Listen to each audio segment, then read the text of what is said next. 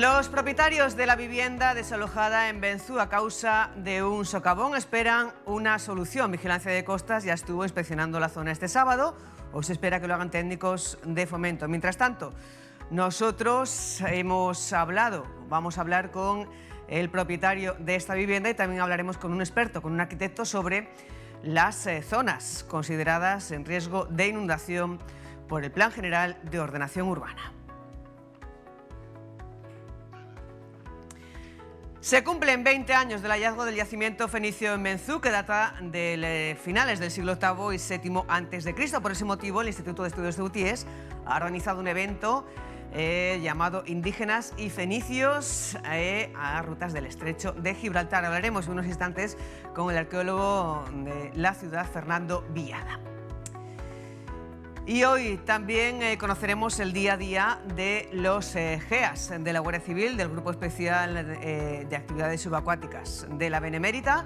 Será en esta conexión de hoy, que nos llevará desde ahora en directo hasta las 12 del mediodía, como siempre.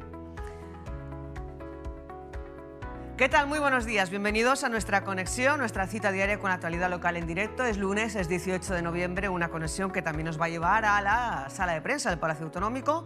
Allí está previsto que el Grupo Parlamentario Socialista presente sus propuestas a los presupuestos generales de la ciudad para 2025, un presupuesto que irá a aprobación inicial mañana al Pleno de la Asamblea. Por ese motivo no va a haber conexión como conectados, pero sí podrán seguir en directo esa sesión plenaria. También conectaremos con Melilla, con nuestros hermanos de la televisión de Melilla, que mañana cumplen 30 años. Será todo desde ahora y hasta las 12 del mediodía. Conectamos con la Agencia Estatal de Meteorología. Y aquí tienen el panorama previsto para hoy. Es de cielo nuboso, temperaturas que continuarán en torno a los 16 grados de mínima y los 19 de máxima. El viento sopla flojo variable.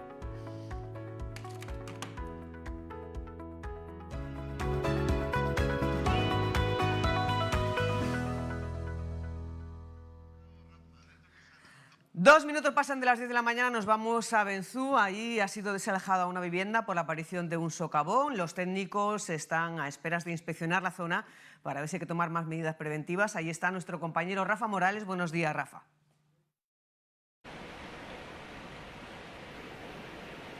Buenos días desde Benzú, donde el pasado viernes se producía repentinamente este socavón que tenemos en la parte delantera de nosotros, en esta zona colindante con casas de viviendas, como tenemos en la parte derecha, y que obligaba a algunas de sus familias, voy a intentar pasar con cuidado porque esta parte todavía continúa también hueca y puede haber peligro de derrumbe, y obligaba a una de las familias a desalojar su vivienda. Estamos precisamente con el inquilino de la vivienda. Karim, gírate un poquito para acá. Karim Mohamed, buenos días. Hola, ¿qué tal? ¿Cómo fue ese socavón repentino el viernes? ¿Qué ocurrió? Pues estaba yo en la casa, escuché un ruido, me asomé y había un boquete pequeñito. Un boquete pequeño, mira, ahora estamos a lunes y mira el pedazo boquete que se ha quedado. ¿Fue en cuestión de horas cuando se abrió el boquete, el socavón?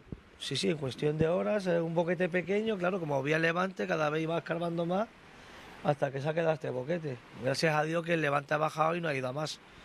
Y desde el viernes vosotros ustedes tienen que desalojar su vivienda por el peligro que supone, se acordona esta zona. Vinieron bomberos y nos aconsejaron salir. Vamos, lo han dicho hasta el lunes, que iban a venir hoy los de Fomento y a ver si nos daban alguna solución. De momento están a la espera porque no tienen contestación de Fomento ni nadie se ha puesto en contacto con ustedes, ¿no? Supuestamente iban a venir ahora a primera hora de la mañana y aquí seguimos esperando. A ver que nos dé una solución rápida, ya que tengo 3 críos y uno con discapacidad. ¿Se han tenido que ir a casa de algún familiar, no? Evidentemente, va a casa de mi suegra, una casa pequeñita, podemos estar ahí el fin de semana. Pero ya que no tienen que dar una solución ya porque ya estamos lunes. Afortunadamente tenemos que recordar que de momento no hubo heridos, no hubo nadie que transitase por la vía y se cayese, pero sí durante el fin de semana algún vecino habla de que esta zona ha estado transitable, ¿no? Sí, ha estado transitable, incluso han visto motos pasar por aquí y todo. Y los niños, tú sabes, los niños quitando las tablas para mirar, y es un peligro. ¿Qué envergadura puede tener este socavón para las personas que nos están viendo en estos momentos? Pues ahora mismo unos 3 metros por 3, un socavón grande. ¿La profundidad también puede ser esa aproximadamente? O... Sí, 3 metros, de aquí a también 2,5 metros, 3 metros. ¿Van a estar a lo largo de la mañana aquí también esperando por si alguien se pone en contacto con ustedes? Hombre, claro, tenemos que estar aquí a ver si vienen lo que han dicho que tienen que venir. ¿De momento a su casa han podido entrar y demás a lo largo del fin de semana? No, imposible, está balizado, de momento no se puede entrar. Pues Karim, que haya solución prontamente. Muchas gracias. Venga, gracias a ustedes. Pues como decimos, es el vecino afectado por ese socavón que se originaba el pasado viernes aquí en este pasillo, de esta zona de acceso a diferentes casas, colindante con la playa de Bensú, y que se provocaba este socavón, un socavón que estaba cubierto de arena y que poco a poco el levante pues fue propiciando que en cuestión de una hora prácticamente, como nos contaba Karim, se produjese ese gran hoyo que está en estas inmediaciones. De momento continúan a la espera de que se pongan en contacto desde el área de fomento, desde Costas, que le den también alguna explicación de lo que va a pasar a esta familia con su futuro. Pues estaremos pendientes de esa visita de esa inspección de fomento. Costas, los vigilantes de Costas ya pasaban el pasado sábado, hay que determinar los daños en esa zona y nosotros lo iremos contando aquí en Conectados. Por cierto, hablaremos también de este asunto, entre otros, y de las zonas con principal consideración de inundación, según lo establecido en el PGO, aprobado y que entró en vigor a principios de este año. Nos vamos ahora pues a retrotraer muchísimos años atrás, nada más nada menos que hasta finales del siglo VIII a.C., siglo VII a.C. Bueno, pues está datada ya la presencia de civilización fenicia entonces aquí en Ceuta. Ana Biazán, buenos días. Se cumplen 20 años del hallazgo, del descubrimiento de ese asentamiento fenicio aquí en Ceuta. Buenos días, Susana. Efectivamente, 20 años, 4 lustros. Bien merece eso una celebración y qué mejor manera de hacerlo que con unas jornadas que ayuden a divulgar, a difundir quiénes eran los fenicios, cuándo llegaron a Ceuta y qué es lo que prueba ese asentamiento aquí en la ciudad, justo a la izquierda de la puerta principal de la ciudad, un yacimiento del que se hablará y mucho esta tarde en la Biblioteca Pública Adolfo Suárez, arqueólogo de la ciudad autónoma. Fernando Villada, buenos días. ¿Qué atesora este yacimiento que tenemos aquí? ¿Qué prueba de los fenicios de aquel pasado en Ceuta? Buenos días. Bueno, lo que prueba fundamentalmente es que tuvieron una ocupación estable en la ciudad, que hace 2.700 años en este lugar en el que estamos hoy había calle, había vivienda, había un poblado, y eso es algo que, aunque tenemos muchísimos hallazgos en contexto submarino, no habíamos podido afirmar con rotundidad hasta el año 2004, que fue cuando apareció este yacimiento. ¿Qué es lo que hay bajo esa cristalera que hoy en día no está accesible, no podemos? Luego hablaremos de eso porque además la ponencia que pronunciará esta tarde en la biblioteca tiene que ver con la situación del yacimiento, pero ¿qué es lo que deberíamos poder ver justo ahí? Pues lo que podríamos ver sería una vivienda, unas calles, un espacio urbano de aproximadamente el siglo VII a.C., en el cual nos narraría un poco lo que es la vida cotidiana de la ciudad en ese momento. Y luego también hay otra parte del yacimiento en el cual se muestra un aljibe que seguramente está relacionado con la mezquita Aljama de la ciudad en época medieval islámica. Aventuras y desventuras de un proyecto de conservación y conversión en museo de este yacimiento. Ese es el título de la ponencia que pronunciará esta tarde en la Biblioteca Adolfo Suárez. ¿Sobre qué quiere llamar la atención, Fernando? Pues primero actúa mi compañero José Suárez, que él va a exponer pues, qué se encontró y lo va a contextualizar con los hallazgos de estos últimos 20 años. Entonces yo he intentado abordarlo de una perspectiva diferente, ¿no? He intentado reflexionar después de 20 años, bueno, pues por qué conservamos unos yacimientos y otros no, qué factores tienen que ver con esa decisión y cuál es el recorrido después del día de las noticias de hemos encontrado tal cosa o hemos inaugurado tal cosa. O sea, cómo es el día, la vida cotidiana de esos yacimientos, de esos lugares después. Y como intento expresar en el título, pues tiene aspectos positivos y aspectos no tan positivos. Porque durante un tiempo quizás no demasiado extenso sí focaliza la atención de todos y eso no persiste en el tiempo. ¿Por ahí pueden ir los tiros? Sí, efectivamente. La cotidianidad no es noticia, ¿no? O sea, que las personas vayan a trabajar, limpien los usillos, mantengan perfectamente la red de alcantarillado, no es una noticia. El problema es cuando eso hace falta y no está en las condiciones que la espera. Entonces, sí salta el titular, ¿no? Pero son cuestiones que ocurren en todo el ámbito, no solo en la arqueología. ¿Qué es lo que más gusta a Fernando Villada, el arqueólogo de la ciudad, del pasado fenicio de Ceuta? Bueno, a mí lo que más me interesa es que es como un nuevo capítulo que se abrió en el año 2004 de ese gran libro de historia de Ceuta, del que conocíamos muy poco y que, bueno, por lo menos conocemos algo más. A mí me parece que es algo muy interesante, no solo por las implicaciones con el poblado en sí, sino por el tipo de animales que había en la ciudad, por cómo han cambiado nuestro entorno en cuestiones de vegetación, de flora. Me parece que eso nos ayuda también a comprender en el largo plazo todo un proceso de cambio en esta ciudad que tiene cierto interés para comprender la vida de hoy, ¿no? Lo que hemos hecho es ampliar en 700 años la historia de la ciudad y eso es lo que me pareció más destacado. Su colega José Suárez, profesor de la Universidad de Málaga, hablará de las nuevas perspectivas que abren asentamientos como este, nuevas perspectivas en el ámbito de la investigación. ¿Hay alguna línea en la actualidad abierta que merezca especial atención o alguna pendiente de abrirse que bueno, pudiera ser objeto de nuevas investigaciones en un futuro próximo? Supongo que te refieres en concreto con el periodo prehistórico, con el periodo que más importante o más destacado de este yacimiento. Pues sí, lo que viene a explicar esta tarde José Suárez es, bueno, qué significó en aquel momento encontrar un yacimiento de esta cronología en el norte de África. Eso es muy importante, en la zona del estrecho es muy importante también eso, pero teníamos mucha información a este lado del estrecho. Y cómo después de 20 años, que es el trabajo que se hizo, en el cual planteábamos alguna hipótesis de cómo podía funcionar este espacio, cuál era la relación entre el mundo fenicio y el mundo indígena, pues han envejecido bien. Esa creo que es la expresión que utiliza exactamente, porque bueno, algunas cuestiones han tenido que ser matizadas, pero en general las líneas generales de explicación que se dieron pues se han confirmado en otros lugares. Y eso es importante porque pone a Ceuta en un lugar destacado en el mundo de la investigación. Muchísimas gracias, arqueólogo de la Ciudad Autónoma, Fernando Villada. La cita es, hemos dicho el lugar, la Biblioteca Pública Adolfo Suárez, la Biblioteca del Centro, a partir de las 6:30 de la tarde. Será la ponencia del profesor del que hablábamos de la Universidad de Málaga, José Suárez Padilla, y a continuación tomará la palabra el arqueólogo de la ciudad, Fernando Villada, para hablar de esto que tenemos a nuestra espalda, el yacimiento fenicio, ese pasado del que se cumplen muchos más que los años que cumple el descubrimiento de este preciso yacimiento, que fue hace 20 años, y eso es lo que origina la cita de esta tarde. Pues muchísimas gracias, Ana, por esta interesante conexión con Fernando Villada, arqueólogo de la Ciudad Autónoma de Ceuta. Nada más y nada menos que hasta finales del siglo VIII nos tenemos que ir para hablar de ese yacimiento, de ese asentamiento ya de los fenicios en Ceuta. 13 minutos pasan de las 10 de la mañana, volvemos un poco al presente, aunque también hablaremos del pasado, y saludamos a José María Mora Camacho, arquitecto. Muy buenas. Buenos días. Porque no sé cómo era el urbanismo en la época de los fenicios, José.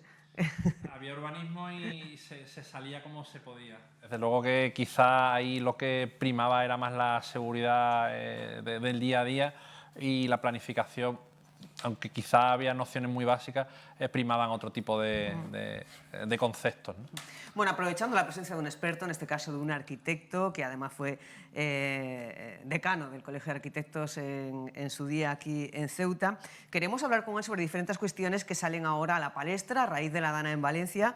Pues se reaviva el debate sobre si se debería construir viviendas en zonas consideradas como inundables o no. También a nivel de ciudadanía, a nivel de administraciones, preocupa cuáles son las zonas en riesgo de inundación de cada ciudad. Y quería preguntarle, con el PGU en la mano, José, un PGU que además ha entrado en vigor a principios de este año, ¿cuáles serían las zonas de riesgo de inundación aquí en Ceuta? Lo primero, dar las gracias por estar aquí, que ya es la tercera vez. Las gracias a ti, por favor. Pero bueno, en contar y en poder explicar desde mi humilde opinión como persona competente en la planificación de territorio, y quería poner de relieve, que creo que es el hecho de lo que me trae aquí. Ya es la tercera vez que vengo para hablar ahora sobre un tema de inundaciones en la planificación del territorio. Anteriormente vine por otra desgracia, tristemente, que fue el incendio en el edificio en altura, precisamente en Valencia, y anteriormente también por una situación también de incendio en un local, lo que afectaba a las licencias de actividad.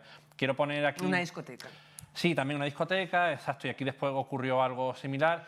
Quiero poner al final de relieve la importancia que tiene no solamente la infraestructura, los inmuebles y digamos toda la normativa al respecto que afecta a la seguridad de las personas, que no hay que dejarla de lado y poner negro sobre blanco en todo, en las planificaciones, en el ordenamiento y en las disciplinas, ¿no? Entonces, bueno, pasando ya un poco a lo que nos preocupa hoy en Ceuta, ¿no? Trasladando aquello y poniendo también en distancia cómo se comporta el territorio en todo el Levante y cómo se comportaría aquí en Ceuta, que afortunadamente, y espero que así sea por mucho tiempo, que no se produzca una inundación como la que se ha producido allí. En Ceuta, como en todos los territorios, hay zonas de riesgo de inundaciones, que los hay, digamos, por tres motivos claramente diferenciados, que son por fenómenos fluviales, por fenómenos pluviales y también por inundaciones de costeros, ¿no? Y en Ceuta destacan principalmente dos, que son los fenómenos fluviales, con todos los arroyos que aparecen ahí señalados, y aparecen 4 zonas sobre todo, o 3 se podrían reducir, y fenómenos por inundación costera, que también son 3. Hay que decir también que en Ceuta, por la situación, la orografía y las características y naturaleza del territorio que nos afecta aquí, digamos, se catalogan como de riesgo bajo.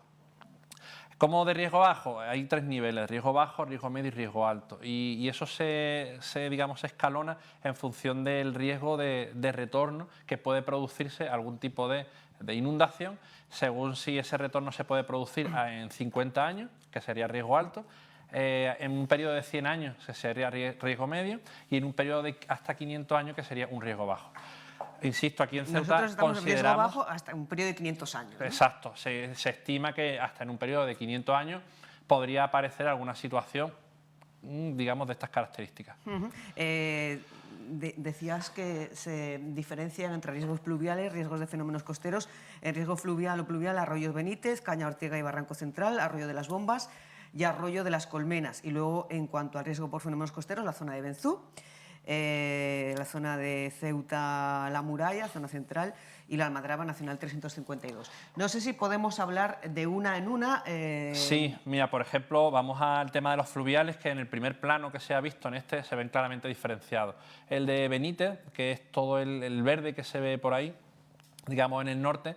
Después en el Arroyo de las Bombas, que se junta también con el del Barranco del Príncipe digamos, y pasa justo en la línea fronteriza con Marruecos, que sería el rojo. Después aparece un verde más clarito, Arroyo de las Colmenas, que es interesante porque justo cuando llega al mar confluye con una zona de inundabilidad también de lo que es la zona Almadraba. Ahí confluyen, digamos, dos naturalezas de inundación. A lo mismo que pasa en Benzú. Tenemos lo que se le conoce como la Cañada Ortega y Barranco Central, con la zona de inundabilidad por fenómenos costeros en Benzú. Y por último, quizá lo podemos tener más familiarizado, Ceuta Muralla, y también más desconocido a la vez. Antiguamente había una playa, en lo que hoy el puerto se ha desarrollado en este último siglo, pues con la construcción del Muelle de España. Exacto, ahí se ve más en detalle, pues con toda la zona este del puerto, con la rotonda, digamos, esta bajada que hay desde la zona de las murallas hasta el puerto, y además se alarga por todo el cauce del foso hasta la zona sur de la playa de la Ribera y todo el puerto deportivo que alcanza hasta el poblado marinero. Insisto, se estima con una serie de hipótesis y cálculos que en un periodo de hasta 500 años podría producirse algún tipo de fenómeno derivado de inundaciones. De estas 5 o 6 zonas que tienen riesgo de inundación, ¿cuál sería la que más tiene atención. más riesgo o más atención requiere? En las memorias del Plan General de Ordenación Urbana, o sea, el plan al final, tenemos la suerte de que se ha actualizado y estamos dentro del ejercicio donde se publicó definitivamente, ha recogido todo lo que los estudios, memorias, se han ido generando a nivel nacional y sobre todo por obligaciones europeas, ¿no? Entonces la Confederación Hidrográfica del Guadalquivir, que es la que tiene competencias en Ceuta, en la demarcación de Ceuta, también las tiene en Melilla, considera que hay que tener especial atención a la de Benítez y a la de la Almadraba en cuanto a las correcto. Aquí aparece en cuanto al fluvial y sobre todo en las costeras a la Ceuta Muralla. Esto es un fragmento recogido en el Plan General de Ordenación Urbana que entró en vigor a principios de este año. Pone: las áreas con riesgo potencial significativo de inundación desvelan que no existen valores demasiado elevados de peligrosidad, que es lo que acabas de decir. Exacto. Sin embargo, pone o focaliza en la zona de Benzú y la Almadraba con un valor de riesgo un poquito mayor que las anteriores. Exacto. Dice que en cuanto a fenómenos costeros, aun con valores de riesgo inferiores al primero, presentan una peligrosidad mayor, principalmente el primero. Pues eso, no es que se vea un riesgo muy latente, pero en el caso de que ocurra algo puede ser un poquito más devastador bueno, no quiero usar la palabra devastador, pero quizá un poquito más delicado que los otros, ¿no? Ahora vamos a ir viendo también otras fotografías, otros mapas incluidos en el Plan General de Ordenación Urbana de cada una de estas zonas, por si tienes algo que comentarnos de forma individual de cada una de ellas. Mientras tanto, me gustaría preguntarte, ¿qué supone que a la hora de la urbanización, a la hora de las construcciones, de la planificación, el hecho de que se hayan incluido estas zonas en el Plan General de Ordenación Urbana como zonas de riesgo de inundabilidad? Desde luego que tiene toda la importancia del mundo y debe demostrar toda la atención por nuestra parte, desde los que planifican el territorio, los que coordinan las figuras de planeamiento, en fin, el urbanismo. Me comentaba sobre los fenicios. Fenicios quizá tenían poco conocimiento y poca historia, pero gracias a los tiempos en los que vivimos y todo el historial y recogida de datos que hemos ido teniendo, nos permiten poner la baraja de cartas sobre la mesa y empezar a evaluar y poner negro sobre blanco sobre qué zonas merecen una especial atención y cuáles menos atención, ¿no? Entonces, bueno, aquí en esta imagen vemos como en Ceuta, afortunadamente, la columna de números fallecidos es quizá lo que prevalece, la vida de las personas y sobre todo la de Dios también. Esta recogida de datos, como he dicho, este historial recoge pues, desde el principio, hace ahora justo 100 años, los escenarios un poco más peligrosos que hemos tenido en Ceuta. Y si bien ha habido número de evacuados, eso es que ha funcionado bien la alerta y la emergencia, no ha habido ningún número fallecido. Y eso, pues, en cuanto al número de evacuados, podríamos decir que la inundación más importante fue en octubre del 99, con 400 evacuados. En diciembre del 2000, un año después, 35 evacuados. Luego, en septiembre del 2007, hubo 100 evacuados. En el 2008, 127. Y en el 2010, 20 evacuados. Fíjate, quizá empiezan a aparecer como más seguidas las últimas cifras, también porque es verdad que tendemos más a recoger datos de una manera más frecuente, quizá en la historia pues, se pierden un poco más los datos, pero no hay que olvidar tampoco que todo esto deriva de una situación que es cierto que se está viviendo del cambio climático. El cambio climático lo que está empezando a provocar es que si estas situaciones naturales ocurren y ocurrían y han ocurrido en toda la historia. Es más, hay una anécdota, el júcar, los árabes ya le llamaban júquer, porque esa palabra significa devastador. O sea, ellos ya sabían de la importancia y de la peligrosidad de esa zona. A día de hoy no se mantiene ninguna infraestructura acuífera de época romana en todo el Levante. Aquí tenemos Aquí, por ejemplo, se ve cómo ha variado desde el 1600, 1700, que se empiezan a tomar datos y las cuencas, como la diferencia de caudal que hay desde el pasado, de esta época que estoy diciendo, a la actual. Ha habido aumentos de hasta el 50%.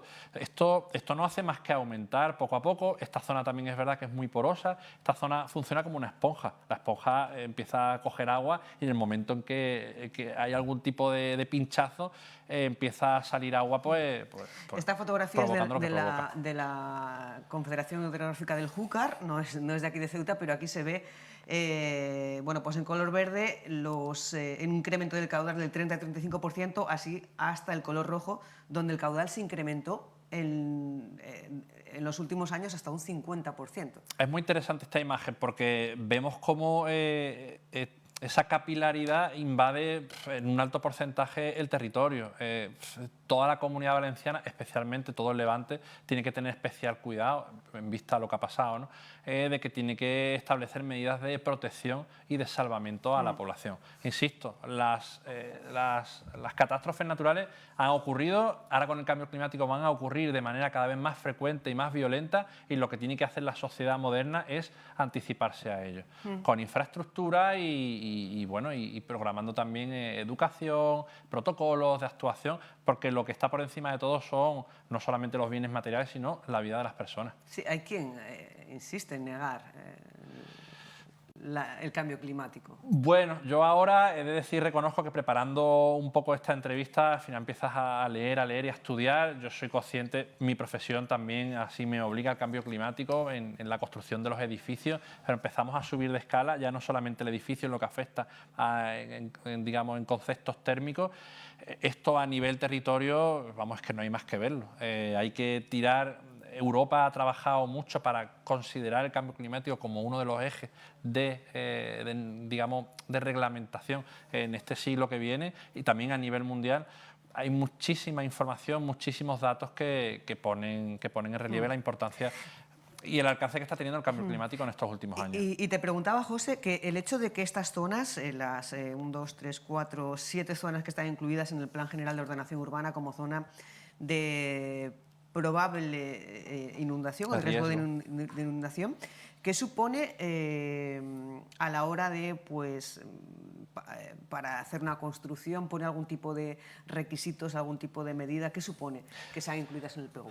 Desde luego que planificar el territorio tiene una importancia tremenda en la meteorología, el clima, ¿no? Incide de una manera, parece que viene del cielo, pero al final tiene una relación directa en el suelo.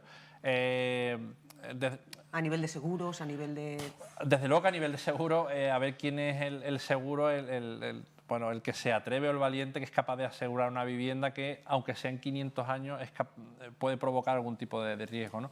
Ahí hemos visto antes las imágenes de Ceuta, por ejemplo, la zona de Benzú o la zona de la Almadraba, incluso la zona de Ceuta, que son zonas por fenómenos costeros, son zonas consolidadas, son zonas con núcleos Benzú, ¿no? urbanos residenciales, claro, y le estás diciendo a la gente, ahora, eso ya se sabía, ¿no? Pero ahora que se habla más del tema, le estás diciendo a esos vecinos de Ceuta que su vivienda, de algún modo, está en una zona con cierto riesgo, ¿no?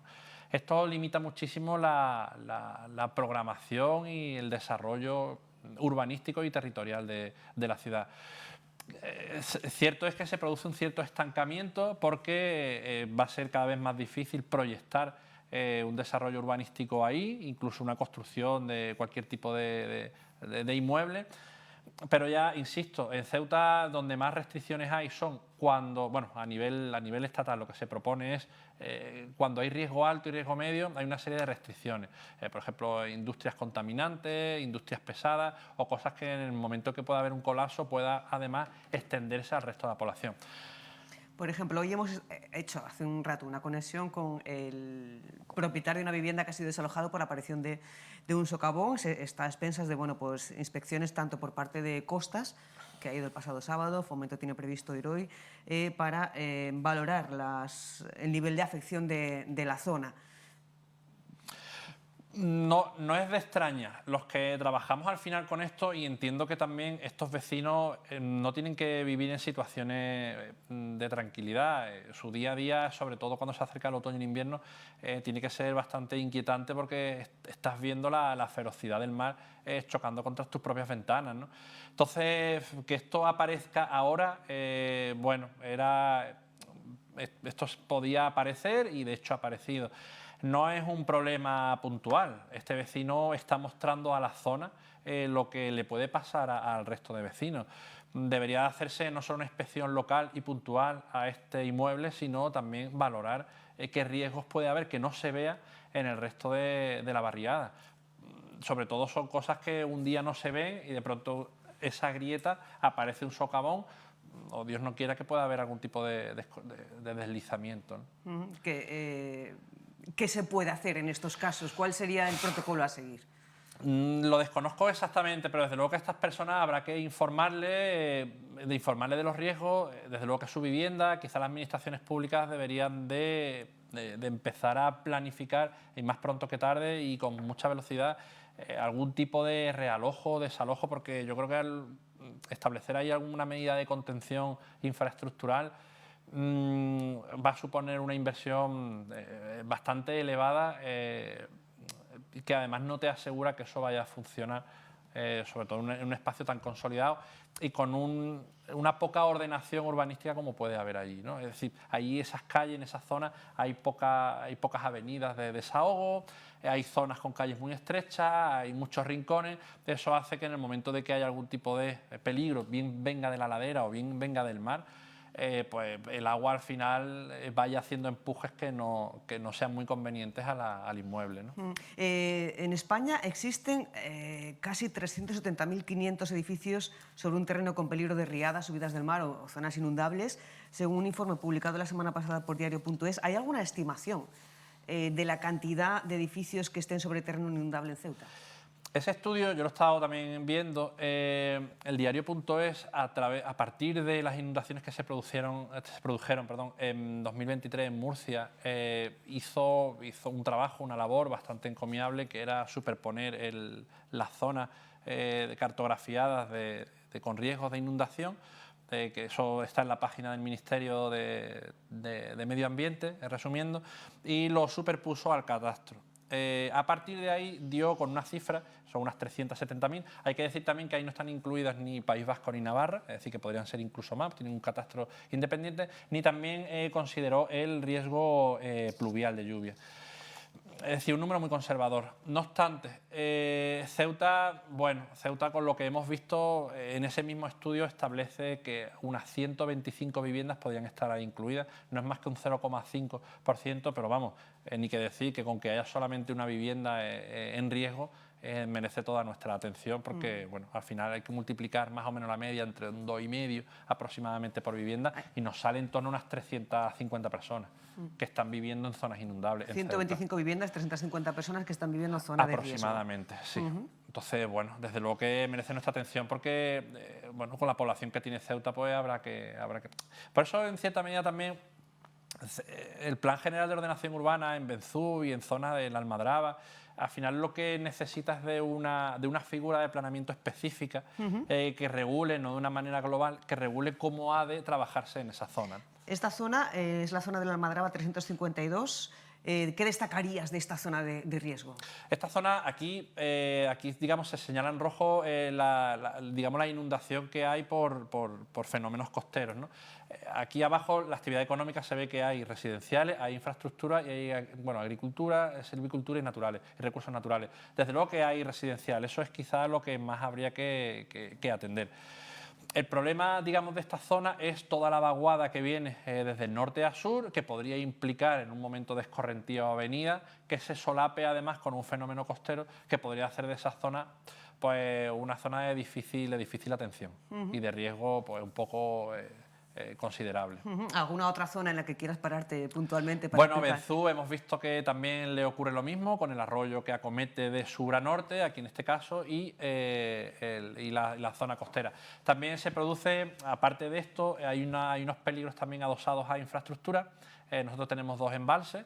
Los embalses también se considera que en caso de rotura, pueda ocasionarse, aquí se considera igualmente a 500 años, es decir, un riesgo bajo, por causas naturales, ¿vale? Habría que tener especial atención también en otras circunstancias provocadas por el hombre, en fin, terrorismo y demás, que también habría que tenerlo en cuenta.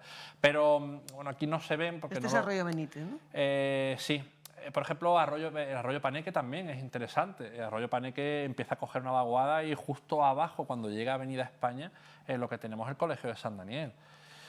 Hay que tener especial cuidado, insisto, es zona de riesgo bajo, pero quizá habría que poner en funcionamiento protocolos de educación, de formación, establecer simulacros y por lo menos que la gente sepa dónde desarrolla su día a día o dónde vive, ¿no? Educación, formación, simulacros. inversión en infraestructura, como demandan los colectivos, por ejemplo, de ingenieros de caminos, también de arquitectos.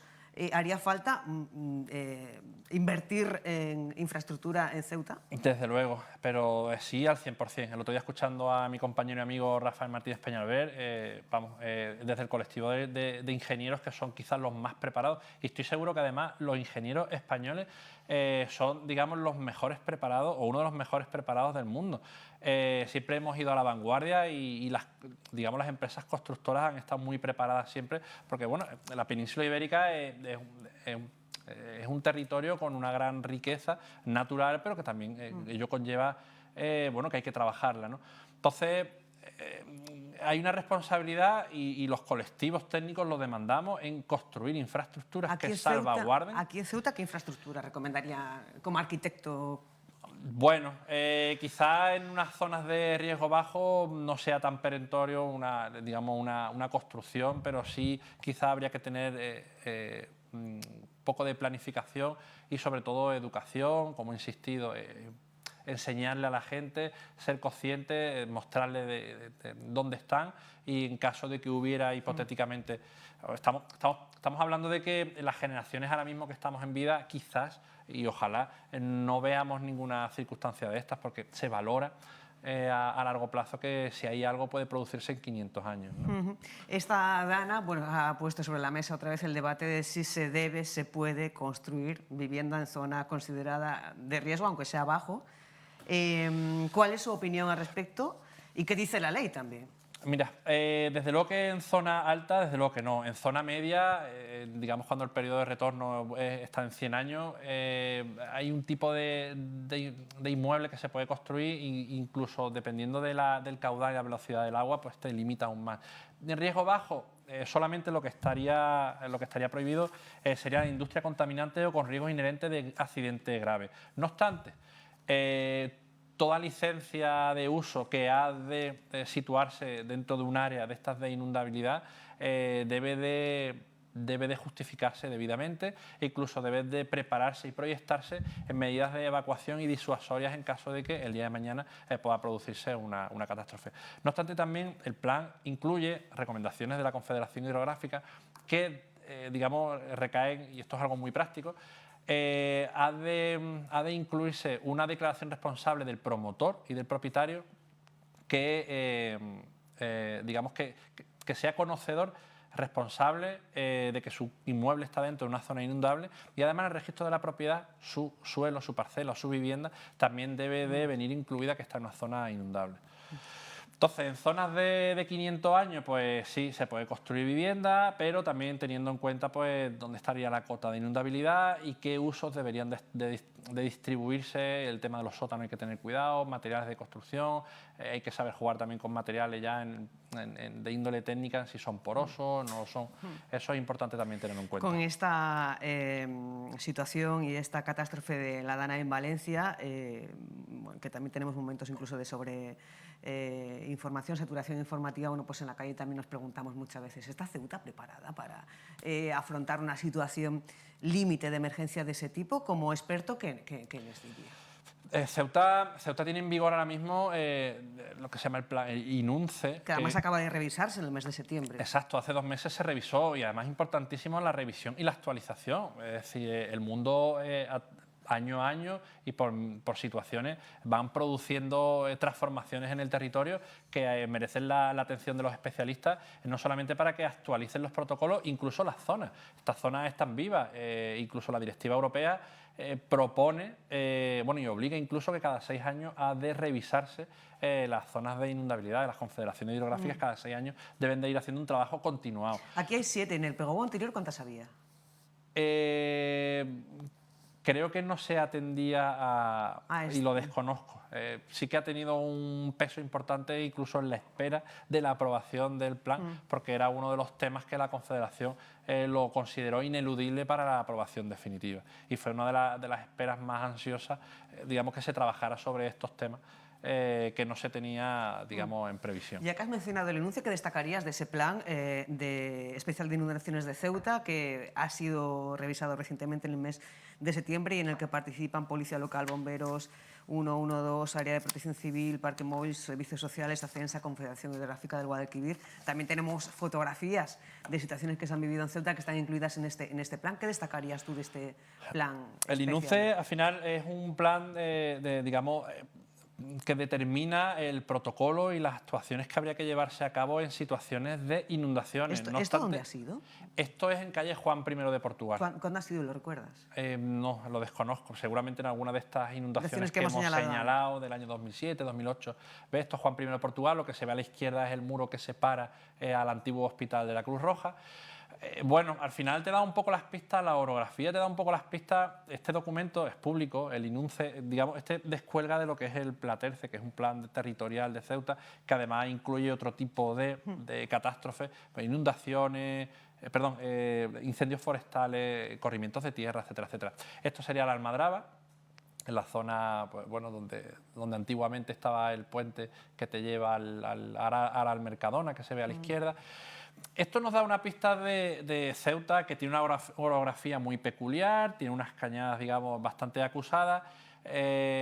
Bueno, la zona urbana la estamos enlosetando tanto que le damos poca capacidad a que el terreno, digamos, chupe agua y digamos, reduzca el caudal, y esas avenidas quizás cuando llegan a los puntos de inflexión, me refiero con ello a zonas planas, como por ejemplo esta, como por ejemplo Avenida Madrid, como por ejemplo Benítez, Benzú, o Juan I de Portugal, digamos, cuando ya encuentra el plano es donde, o incluso Juan Carlos I, el parque, la explanada de la Marina, ¿no? Digamos, cuando toda esa agua cae y digamos el saneamiento no ha sido capaz de absorber y recoger toda esa agua, pues se produce al final unas inundaciones en la parte más baja, ¿no? Es ahí donde hay que prestar especial atención por los servicios de alerta y de emergencia. ¿Y qué capacidad o qué nivel de riesgo hay en los terrenos ganados al mar? Bueno, terrenos ganados al mar al final son los terrenos que menos cota tienen del territorio, es decir, lo que tienen debajo es justo agua subterránea, y quizá es uno de los territorios más propensos a que se produzca una inundación. Es más, esa zona Ceuta-Muralla que hemos señalado, que digamos son todos terrenos ganados al mar. Antiguamente ahí había una playa, como he dicho, y se ha ido deportivo también está incluido en esa zona. Claro, es decir, son terrenos que se han ido un poco colocando encima de lo que era el mar, y al final el mar, siempre lo decimos, al final la naturaleza siempre va a encontrar su lugar, ¿no? Pues bueno, obviamente son sitios de especial atención. Nos quedamos con esa alerta para la planificación urbana que ha generado esta catástrofe de la Dana en Valencia. José María Mora Camacho, muchísimas gracias a vosotros por todos estos conocimientos que has compartido con nosotros, y nos quedamos también con ese nivel de riesgo bajo que tiene Ceuta con respecto a las zonas inundables. No en vano, no hay que dejar de prestar atención, sobre todo a las zonas donde hay vivienda. Muchísimas gracias. A vosotros. Un gracias, placer. Susana. Igualmente. Muchísimas gracias a ti. Nos vamos con Rafa Morales, que bueno, pues se ha ido a escuchar una advertencia de la Policía Nacional a padres y madres de alumnos sobre los riesgos de Internet, los riesgos de las redes sociales. Rafa Morales, muy buenas de nuevo. ¿Qué tal? Desde el Colegio Juan Morejón, donde se está desarrollando esta charla de expertos por parte de la Policía Nacional para advertir de los riesgos de Internet, dirigida a padres y madres del alumnado, y para mostrarle pues principalmente los diferentes aspectos de los riesgos que supone Internet. Nos acompaña Roberto Rodríguez, que es de la Delegación de Participación Ciudadana de la Policía Nacional. Muy buenas. Hola, buenos días. ¿Cuáles son los principales riesgos a los que se exponen los jóvenes, los adolescentes y los pequeños en Internet? Bueno, pues los riesgos a los que se exponen, sobre todo, pues hay una serie de riesgos que son más propensos los niños en los centros escolares y, bueno, motivados por su edad, como pueden ser el acoso escolar, el ciberacoso escolar, relacionado siempre al acoso escolar, el grooming, la usurpación de identidad, y bueno, y sobre todo el uso inapropiado que hacen de las redes sociales y de Internet. Le estamos viendo durante la charla que está ofreciendo, concretamente llama la atención porque mayoritariamente todo el grupo son mujeres, son madres, ¿no? Sí, la presencia siempre es mayoritaria de madres. Y bueno, me imagino que será motivado porque quieren hacer hincapié en esa presencia materna cuando hay un problema, o bueno, o se implican más en en todo este tema de los colegios y los asuntos de colegio de sus niños. En cuestiones como el sexting, que es precisamente el envío de contenido sexual, le hemos escuchado aclarar que la ley permite que es voluntario este acto cuando se manda ese contenido sexual, no tiene que ser completamente explícito, sino cuando se manda una imagen con una sudadera, con tal y cual, y que el cuidado debe estar luego en la difusión, porque la persona perjudicada evidentemente es si se hace un mal uso de esa imagen. Sí, el sexting tenemos que tener en cuenta que es algo habitual, se ha convertido en algo habitual entre los menores, sobre todo entre los adolescentes. Se hace porque lo ven en imágenes de otros menores que lo hacen en las redes sociales, como algo habitual, se ha convertido en su manera de ligotear en las redes y lo ven como algo normal. ¿Cuál es el problema? Cuando esas imágenes, ese contenido de carácter sexual, no quiere decir que siempre se exhiban cuerpos desnudos, ni mucho menos, simplemente el provocar en las redes sociales, el difusión de esas imágenes de manera consentida, grabados por ellos mismos o por un tercero, pero esa difusión es consentida y es lícita. El problema es cuando esa imagen o ese contenido se esparce por la red. Ahí es cuando vemos que el menor tiene un problema grande y es cuando es contra lo que hay que actuar, ¿no? Prevenir avisarle de lo que puede ocurrir, de cuáles son las consecuencias de que se difunda una imagen con este contenido nuestro en las redes sociales, sobre todo cuando se trata de menores de edad. ¿Qué consejos o qué herramientas facilitáis a través de estas ponencias, de estas charlas, a los padres, a los familiares, a la hora de actuar? Bueno, los consejos, como siempre, es la prevención. ¿Cómo prevenimos que un niño actúe de esta manera o haga cosas? Pues lo primero, la información. Informarles de lo que está bien, de lo que está mal, de cómo debemos utilizar las redes sociales, cuáles son sus normas de uso, de que la imagen personal en Internet es igual que la personal en la vida real. Hacerles ver que la identidad digital es muy importante. Sobre todo, que los niños actúen como en la vida real. Si lo hacen de buena manera, ¿por qué vamos a hacer en Internet hacer cosas que no hacemos en la vida real? Y bueno, esa es la principal herramienta. Hablar con los menores, siempre que nos cuenten, controlar el control sobre los dispositivos móviles, videojuegos, todo eso es importante. Sobre todo control, hablar mucho. ¿Para qué? Para prevenir pues todas estas cosas que en mayor parte se van a solucionar de esa manera. Roberto Rodríguez, todos los años a la comisaría llegan denuncias precisamente por mal uso de imágenes en Internet y demás, y suponemos por muchos más casos relacionados con las redes, ¿no? Bueno, tenemos que tener en cuenta que el tipo delictivo relacionado con Internet, con las redes sociales, con las cuentas bancarias online y demás, pues es el tipo delictivo que crece exponencialmente. ¿Por qué? Pues muchas veces por el mal uso que hacemos de las redes, la falta de seguridad, el uso de contraseñas que no son adecuadas, el aportar datos a Internet personales que no debemos de aportar. Tenemos que recordar que para ningún organismo oficial, ningún banco nos va a solicitar a través de dispositivos móviles, de correo electrónico, ningún dato personal. Siempre nos lo van a solicitar de manera personal, nunca. En el momento que facilitamos datos personales a través de Internet, pues podemos tener un problema. Muchas gracias por atender a la pública y por dar estos consejos también a los familiares del alumnado, en este caso del Colegio Juan Morejón. Muchas gracias a ti.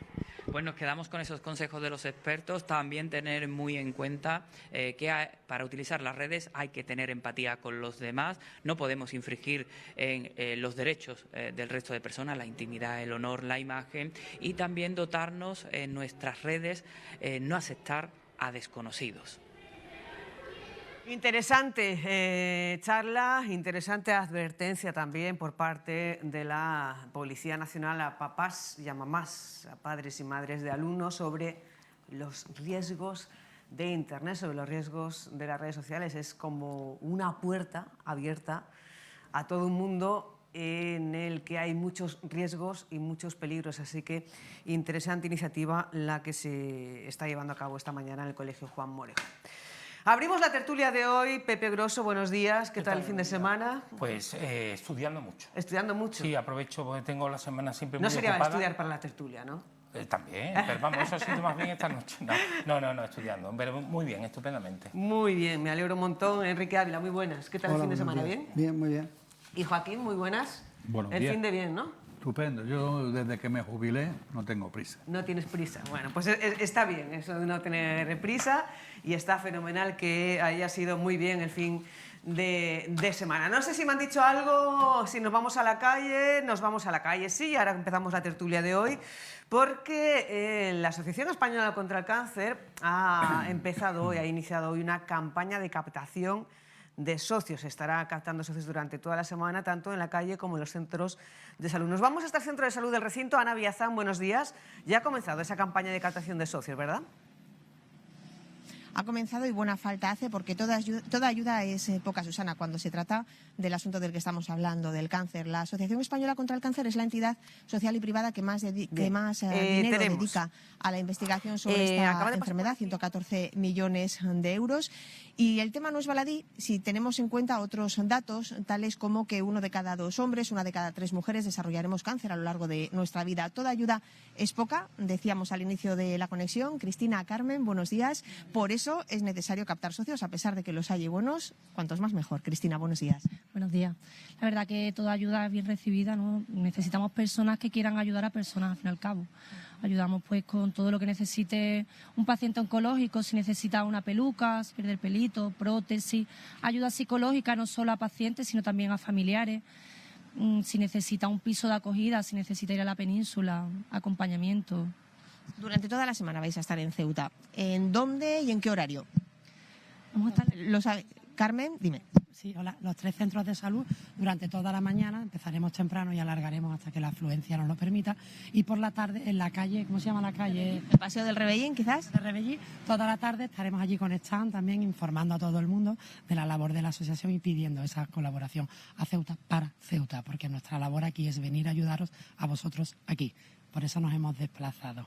¿En qué consiste ser socio de la Asociación Española contra el Cáncer? El socio es una colaboración económica, comenzaría a partir de enero, pero el socio, nosotros lo que buscamos es la representatividad para la asociación. Cuantos más socios somos, más representación tenemos a nivel institucional. El socio aporte lo que aporte es una importancia extrema para nosotros, porque además nosotros multiplicamos sus cantidades. Primero porque recibimos más becas de investigación. Al ser más personas creyendo en un proyecto, más becas que recibimos.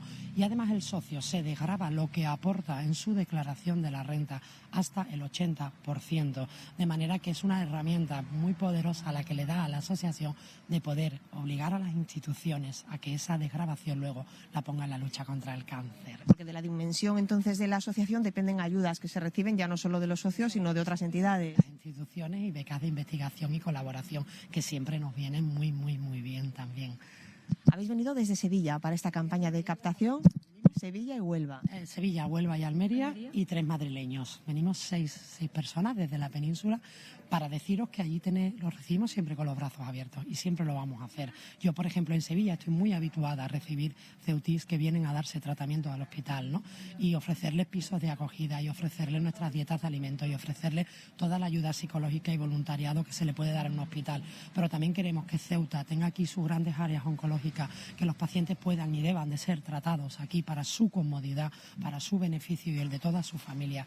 No debe de ser, imagino que no debe de ser cómodo coger una maleta con familiares e irte 2 meses a un hospital a Sevilla. Entendemos que debe de ser algo complicado. Queremos que podáis hacerlo desde aquí. Por eso venimos toda la península a ayudaros. Mientras tanto, ahí nos tenéis y con los brazos abiertos siempre para vosotros. Me habéis comentado, Cristina, Carmen, que es una aportación económica lo que se traduce el hecho de ser socio de la entidad, de Asociación Española contra el Cáncer. ¿Depende de cada cual? ¿Es una cuestión de voluntad o hay un mínimo?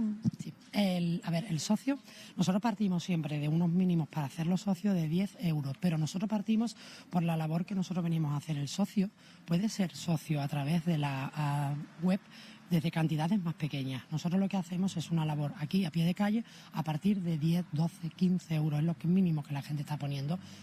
advirtiéndole siempre de que esa desgravación es posible, la declaración de la renta. Luego, a través de las páginas web, pues oye, si un socio quiere colaborar con menos cantidad, es un donante continuo que aparece ahí con una cantidad más pequeñita.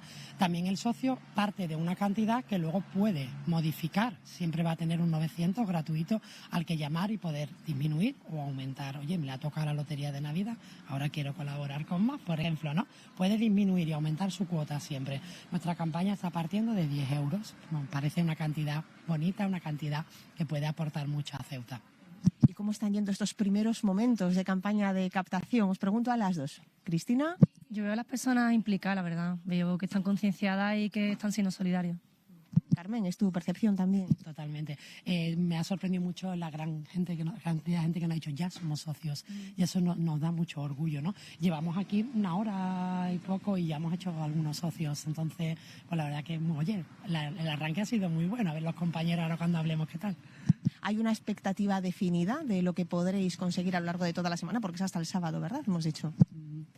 Somos 6 compañeros, ¿vale? Yo no lo sé, pero en mente, ¿cuánto? ¿30 cada uno por cabeza? ¿25, 30, 40 socios por cabeza? Somos 6.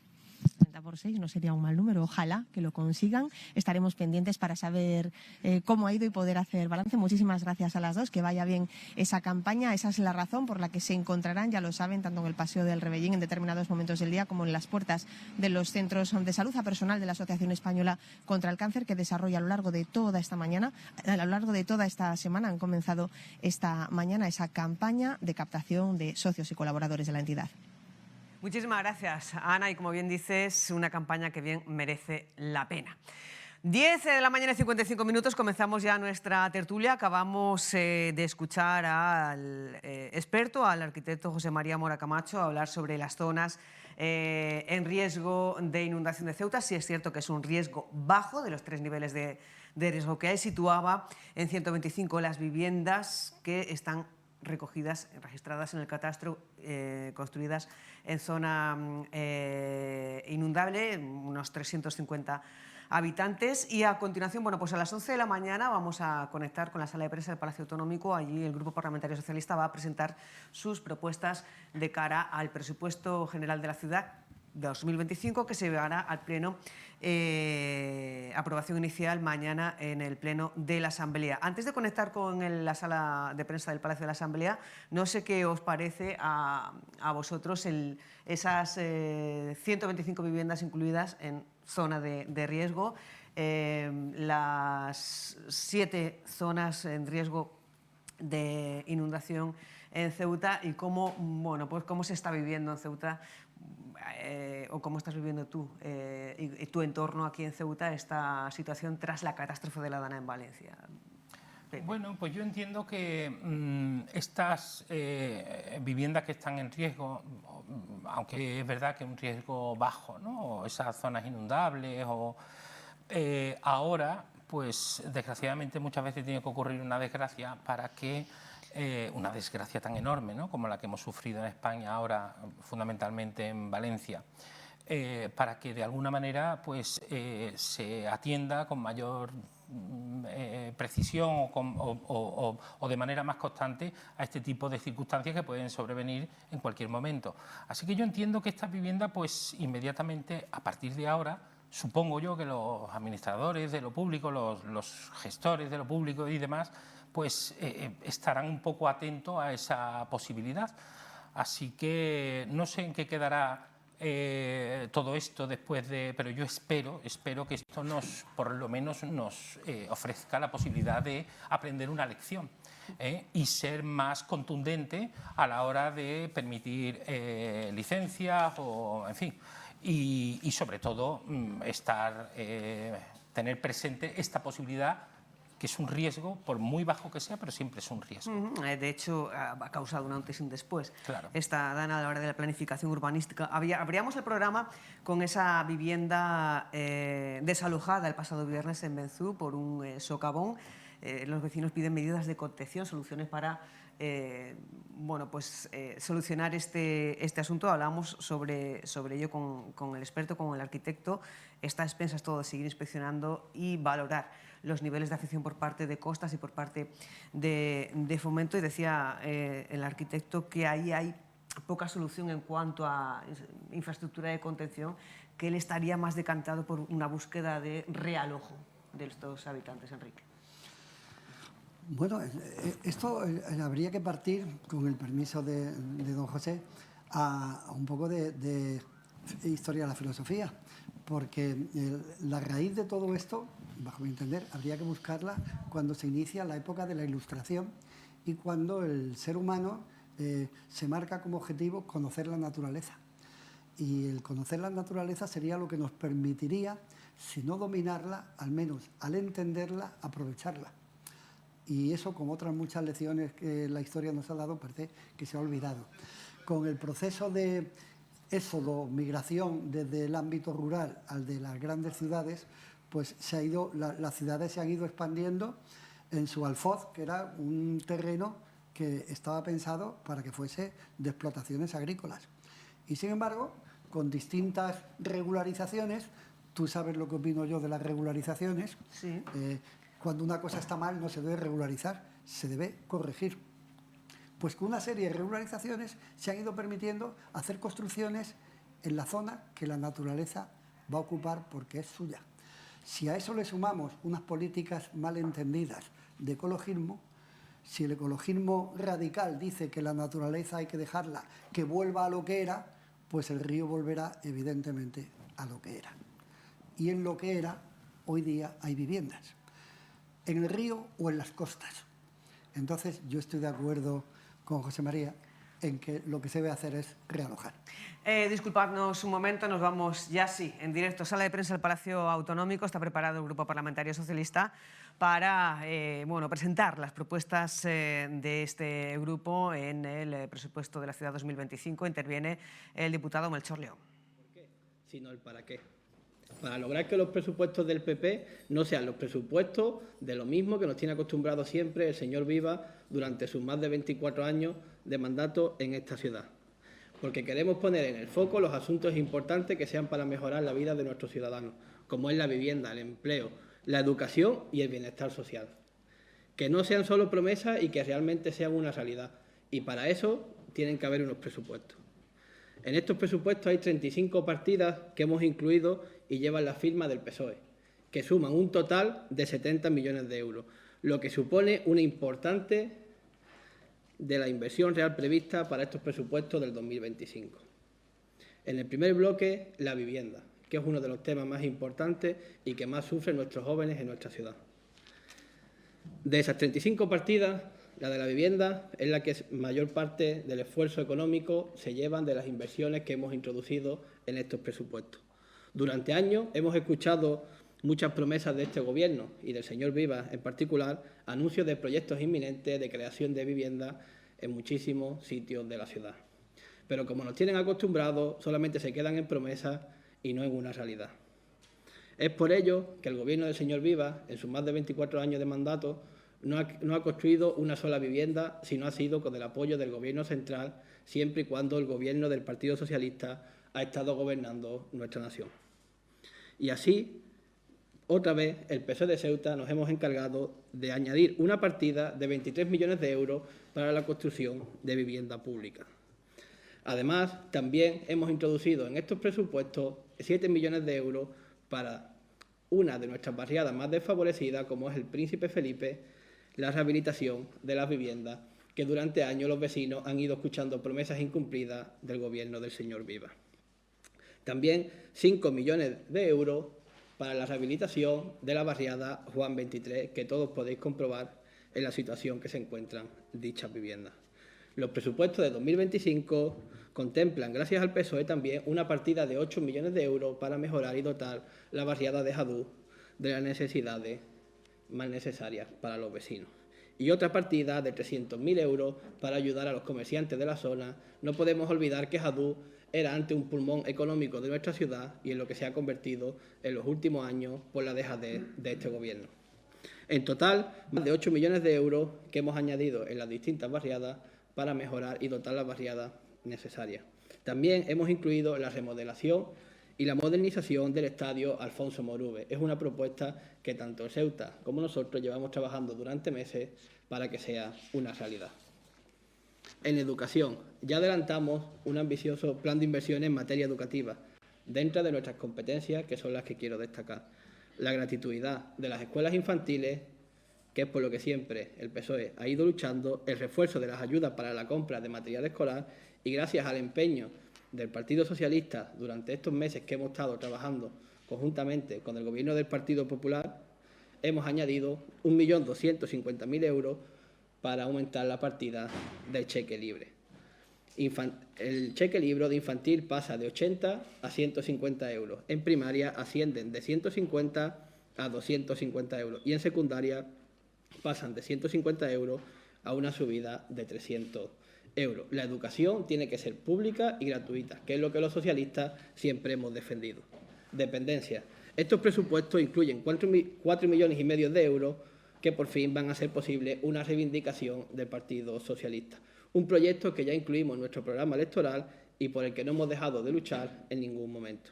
El presidente Zapatero impulsó la Ley de Dependencia, cuarto pilar del Estado del Bienestar, y nosotros queremos dar un paso más en ello y centralizar e impulsar la atención de los dependientes y sus familias en nuestra ciudad. El desarrollo urbano de nuestra ciudad es otro de los puntos importantes para el Partido Socialista y en esta negociación de los presupuestos.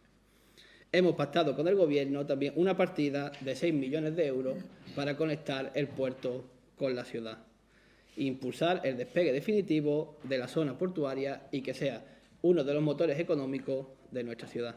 La misma idea queremos trasladar también al poblado marinero, para que deje de ser solo una zona de ocio nocturno para convertirlo en una zona de ocio y cultural para toda la ciudadanía y un encuentro de los ceutíes.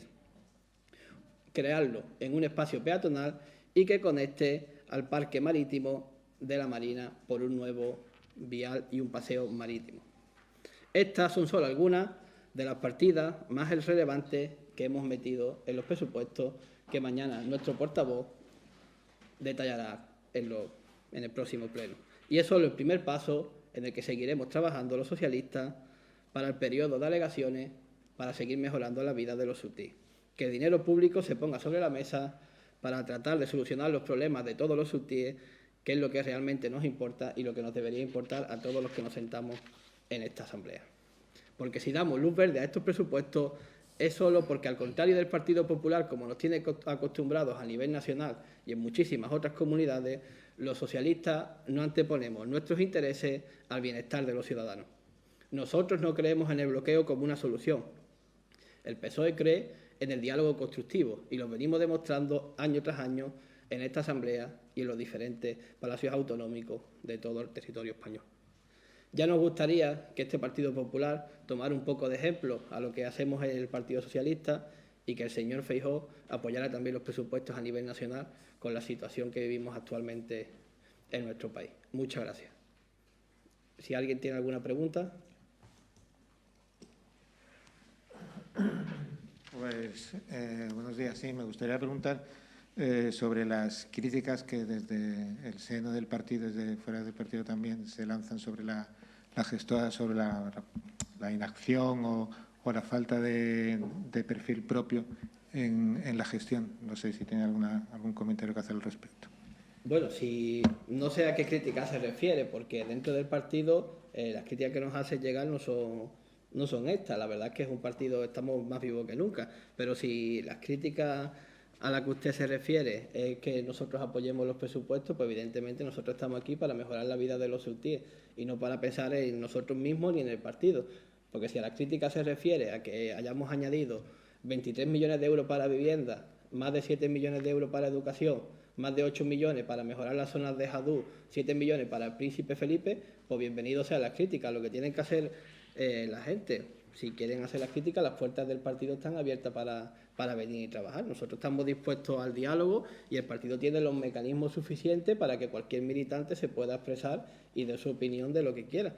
Y como siempre hemos dicho, las puertas del partido están abiertas para trabajar quien quiera y quien quiera defender su propuesta, pues bienvenido sea. Hola, buenos días. Sí me gustaría preguntarles por otra cuestión que está en parte relacionada con el presupuesto. Como saben, se ha dejado una partida indisponible de 11 millones de euros destinadas a la atención de los menores extranjeros no acompañados. Se está esperando por parte del Gobierno de la ciudad que lleguen esas cantidades que se prometieron ya en el mes de abril y que todavía no han llegado. Me gustaría saber qué están haciendo por parte del PSOE para que el Gobierno de la Nación se dé prisa y ese dinero para atender a los menores llegue en una situación que es bastante complicada para Ceuta. Gracias.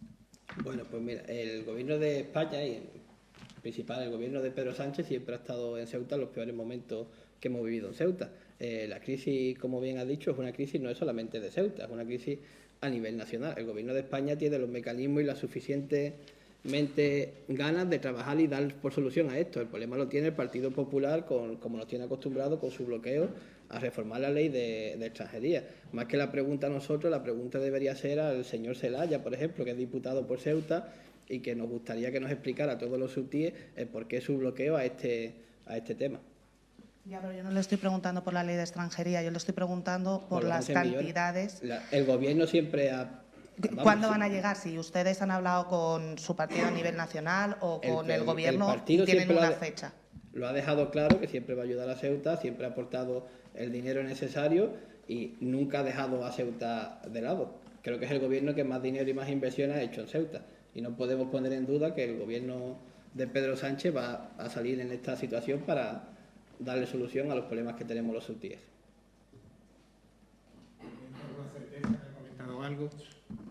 ¿Tiene alguna certeza? ¿Le han comentado algo de cuándo? No, el gobierno está trabajando en ello, y ya lo ha dicho tanto el presidente del Gobierno como el ministro de Política Territorial, lo han dejado claro y han dicho que no nos preocupemos y que el dinero va a llegar. ¿Alguna pregunta más? ¿No? Muchas gracias.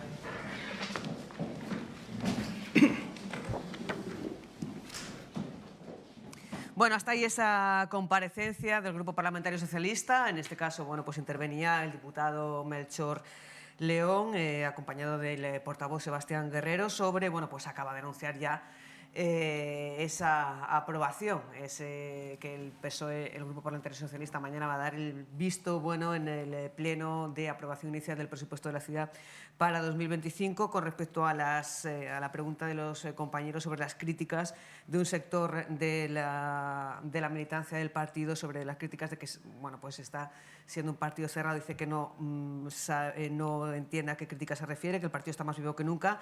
Pide también al Partido Popular a nivel nacional, al señor Feijóo, que siga el ejemplo del PSOE local y que apruebe los presupuestos generales de la ciudad. Empezamos por Joaquín, que no ha podido intervenir en la anterior ronda. ¿Qué te parece? ¿Te sorprende el anuncio previo de la aprobación por parte del Grupo Parlamentario Socialista o esperabas ya que fuera? No me sorprende. Quizá lo que más me pueda sorprender es que los díscolos que tiene el Partido Socialista voten lo mismo que el sector oficial, ¿no? En cuanto a los presupuestos. Yo sinceramente creo que los presupuestos de Ceuta son muy grandes y en contra de lo que he leído por ahí, creo que cabe más, darle más un giro social del que tiene. Hay gente que ha criticado que haya 22 millones para menores de los 418, yo no entiendo, no soy muy matemático, pero me suena que eso es menos del 0,5% del presupuesto, 22 millones. No sé si las cuentas las hago muy mal. Sería un 5%. Un 5%. Me parece que hay margen para más, sinceramente. Respecto a las declaraciones del PSOE, pues yo ya lo dije hace tiempo. Mi opinión no ha cambiado. Es decir, yo al PSOE siempre lo he visto como un partido donde un pequeño grupo de personas esperaban pacientemente a que se ganara en Madrid para repartirse luego el pastel aquí, sin muchas más pretensiones de crecer ni de hacer proyectos que puedan tener futuro y que sean con cierta mentalidad y con cierta inteligencia. Y estamos en las mismas. Los veo como... Yo soy muy amante del cine, pues como la escena final de la caída del Imperio Romano. Unos cuantos personas sin mucha formación intentando comprar el puesto que le llevará a ser la cabeza predominante del pastel mientras que el PSOE gobierne en Madrid. Por lo tanto, estas cosas que están hablando, que han hablado de aportar, pues en fin, todo lo que sea aportar para temas sociales, pues me parece bien, pero yo creo que la política es algo más que ir poniendo 3 o 4 ocurrencias en las cosas, es planificar qué ciudad queremos desde el punto de vista, en este caso socialista en el futuro, y marcar los objetivos para conseguirlo. Pepe, el PSOE anuncia ya que va a votar favorable a los presupuestos. ¿Te sorprende? Pues mira, Susana, ni me sorprende ni me deja de sorprender, porque yo entiendo que el voto favorable o no a unos presupuestos depende muchas veces, yo diría la inmensa mayoría de las veces, depende de circunstancias que ni siquiera aquellos que van a votar controlan, sino que, en fin, depende tal vez de oportunidades del momento, depende de otro tipo de variables como puedan ser, en este caso no, porque están lejanas todavía las elecciones, pero depende muchas veces también de oportunidad electoral, depende de... Entonces es algo y lo ha dicho muy bien Joaquín, dice, es curioso que los díscolos del partido vayan a votar en el mismo sentido que la oficialidad, ¿no? Bueno, pues esto responde precisamente a eso que pretendo decir, de que son otras las circunstancias que hacen que no ideológicas o marcadamente ideológicas las que hacen que se vote a favor o en contra de unos presupuestos, sino otras circunstancias que yo desde luego desconozco y que no son explícitas a la hora de una propuesta política, sino que varían mucho, ¿no? Varían con el paso del tiempo. No tendría mucho sentido lo que quiero decir, que no lo ha dicho muy bien el diputado Mustafa de Ceuta ya. Ha dicho, no, por coherencia nosotros no podríamos votar estos presupuestos, porque los presupuestos no son sino la materialización en números de una propuesta de política para la ciudad, ¿no? Entonces, si mi propuesta es divergente, muy divergente además con la propuesta del Partido Popular, nosotros necesariamente tendríamos que votar que no. En este caso del PSOE y de otros partidos también, creo que no son diferencias tan marcadamente ideológicas como algunas otras pequeñas circunstancias, que es lo que hace que el voto sí o no a unos presupuestos dependa de circunstancias que yo por lo menos no puedo prever. No puedo prever, sí se puede prever el voto en sentido negativo de Ceuta ya, por ejemplo, respondiendo a las propuestas que en periodo electoral se lanzan, pero en este otro caso, insisto que es poco claro, por eso ni me sorprende ni me deja de sorprender. Parece ser que previsiblemente mañana las cuentas de la ciudad van a contar con el visto bueno del PSOE, diputados no adscritos. El Movimiento por la Dignidad y la Ciudadanía no ha asistido a la reunión de la Comisión de Hacienda, pero decía aquí en Conectados que daría la aprobación en el caso de que se incluyeran sus propuestas, que en muchos de los casos se han incluido. ¿Qué creéis que hará mañana el diputado Carlos Verdejo, una vez conocida ya su baja como militante de Vox? Hay prevista una rueda de prensa a las 10 de Carlos Verdejo. ¿Cuál creéis que va a ser su postura en la Asamblea a partir de mañana? Bueno, claro, hasta ahora el diputado Verdejo estaba sujeto a la disciplina de partido. Por muy flexible que sea esa disciplina, a partir de ahora es muy aventurado decir qué va a hacer él, pero lo que sí sabemos es que al fin y al cabo la decisión que él adopte va a ser irrelevante en cuanto al número de votos que se necesitan para apoyar o no los presupuestos, pero en otras circunstancias puede que no sea tan irrelevante. yo creo que va a estar en un dilema, porque por un lado no va a querer votar igual que sus compañeros de partido, ya que ha manifestado abiertamente su falta de identidad con el camino que lleva el partido. Pero sería sorprendente que votase a favor de un PP que ha sido el objetivo de todas sus críticas toda la legislatura pasada. Entonces, si hubiese algo de coherencia, se abstendría. ¿Y cuál crees que va a ser su papel ahora en la Asamblea? Pues ver, oír y callar. ¿Se va a pasar a...? Los diputados no adscritos pueden tener una figura muy importante, pero se tienen que mover ellos. Yo recuerdo, Fátima estuvo media legislatura o algo así como diputada no adscrita y le sacó un provecho maravilloso. En la siguiente legislatura fundó un partido y sacó, creo que eran 3 diputados. Es decir, ella supo aprovechar el protagonismo que te puede dar ser diputado no adscrito, porque tienes la oportunidad de ser portavoz, algo que en el partido no era.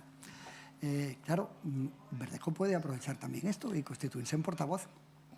¿En portavoz de quién? De Carlos Verdejo. Sí, perdón, puedo, ahondando un poquito en lo que, abundando mejor, en lo que estaba comentando antes, precisamente, y siguiendo la línea argumental de don Enrique, yo a esas circunstancias que se escapan de lo que sería lo lógico tras un programa político o ideológico, son esas pequeñas circunstancias como, por ejemplo, ¿qué puede votar? Yo no hablo en este caso en concreto del diputado Verdejo, sino más bien en general. ¿Cuáles son esas otras circunstancias que hacen que una persona pueda decidir el sentido de su voto a un pleno tan importante como en el que se aprueban los presupuestos, ¿verdad? Que es el más importante probablemente de toda una legislatura.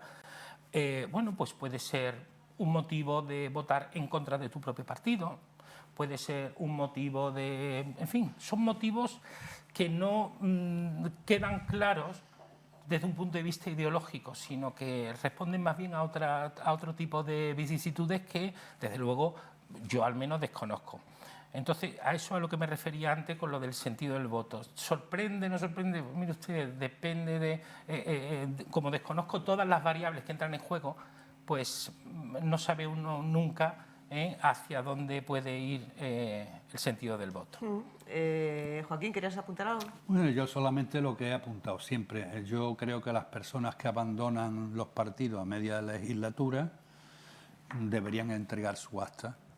Deberían, honestamente, deberían hacerlo, puesto que los votantes han votado una lista ya hecha por el propio partido, por determinadas circunstancias. Su partido creyó que debería ir en el lugar que ha ido, luego él se ha alejado del partido por los motivos que sean, yo no le quito razón ni se la doy, pero tanto a él como el resto de personas que han entrado en política o en una asamblea o en un congreso de diputados, donde sea, porque iban en una lista que alguien los ha puesto, una vez que manifiestan que no están contentos con ese partido, lo honesto, y por eso no creo que puedan dar lecciones luego de honestidad ninguna a nadie, es abandonar el acta y dejar que pase el siguiente. Ahora seguimos hablando de esto y de otros asuntos.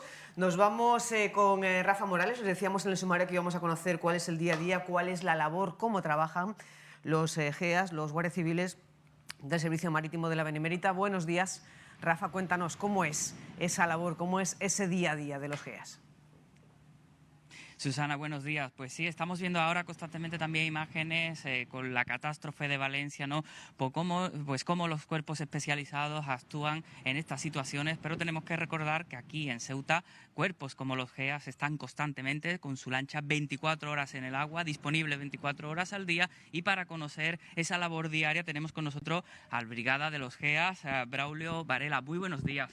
Muy buenos días, encantado. Parece que en situaciones de emergencia se nos viene a la mente que el equipo especializado de actividades subacuáticas está ahí, pero está ahí todo el día, 365 días al año. Efectivamente, siempre dispuesto con la cantidad mínima que podemos funcionar, que son cuatro componentes en este caso, y eso estamos las 24 horas al día. dispuestos. En cuestión de 15-20 minutos estamos en el punto donde se nos requiera, haciendo ya nuestra labor. Porque en total aquí en Ceuta hay un grupo de 8 GEAs, ¿no? Sí, normalmente en todos los grupos a nivel nacional suelen ser de 8 componentes, a no ser ya alguno central, como es en la zona de Madrid, porque suelen ser un grupo más grande que apoya también a otros grupos. Pues está allí el grupo técnico también, que se dedica para labores más especiales, pero lo normal que son grupos de 8, sí.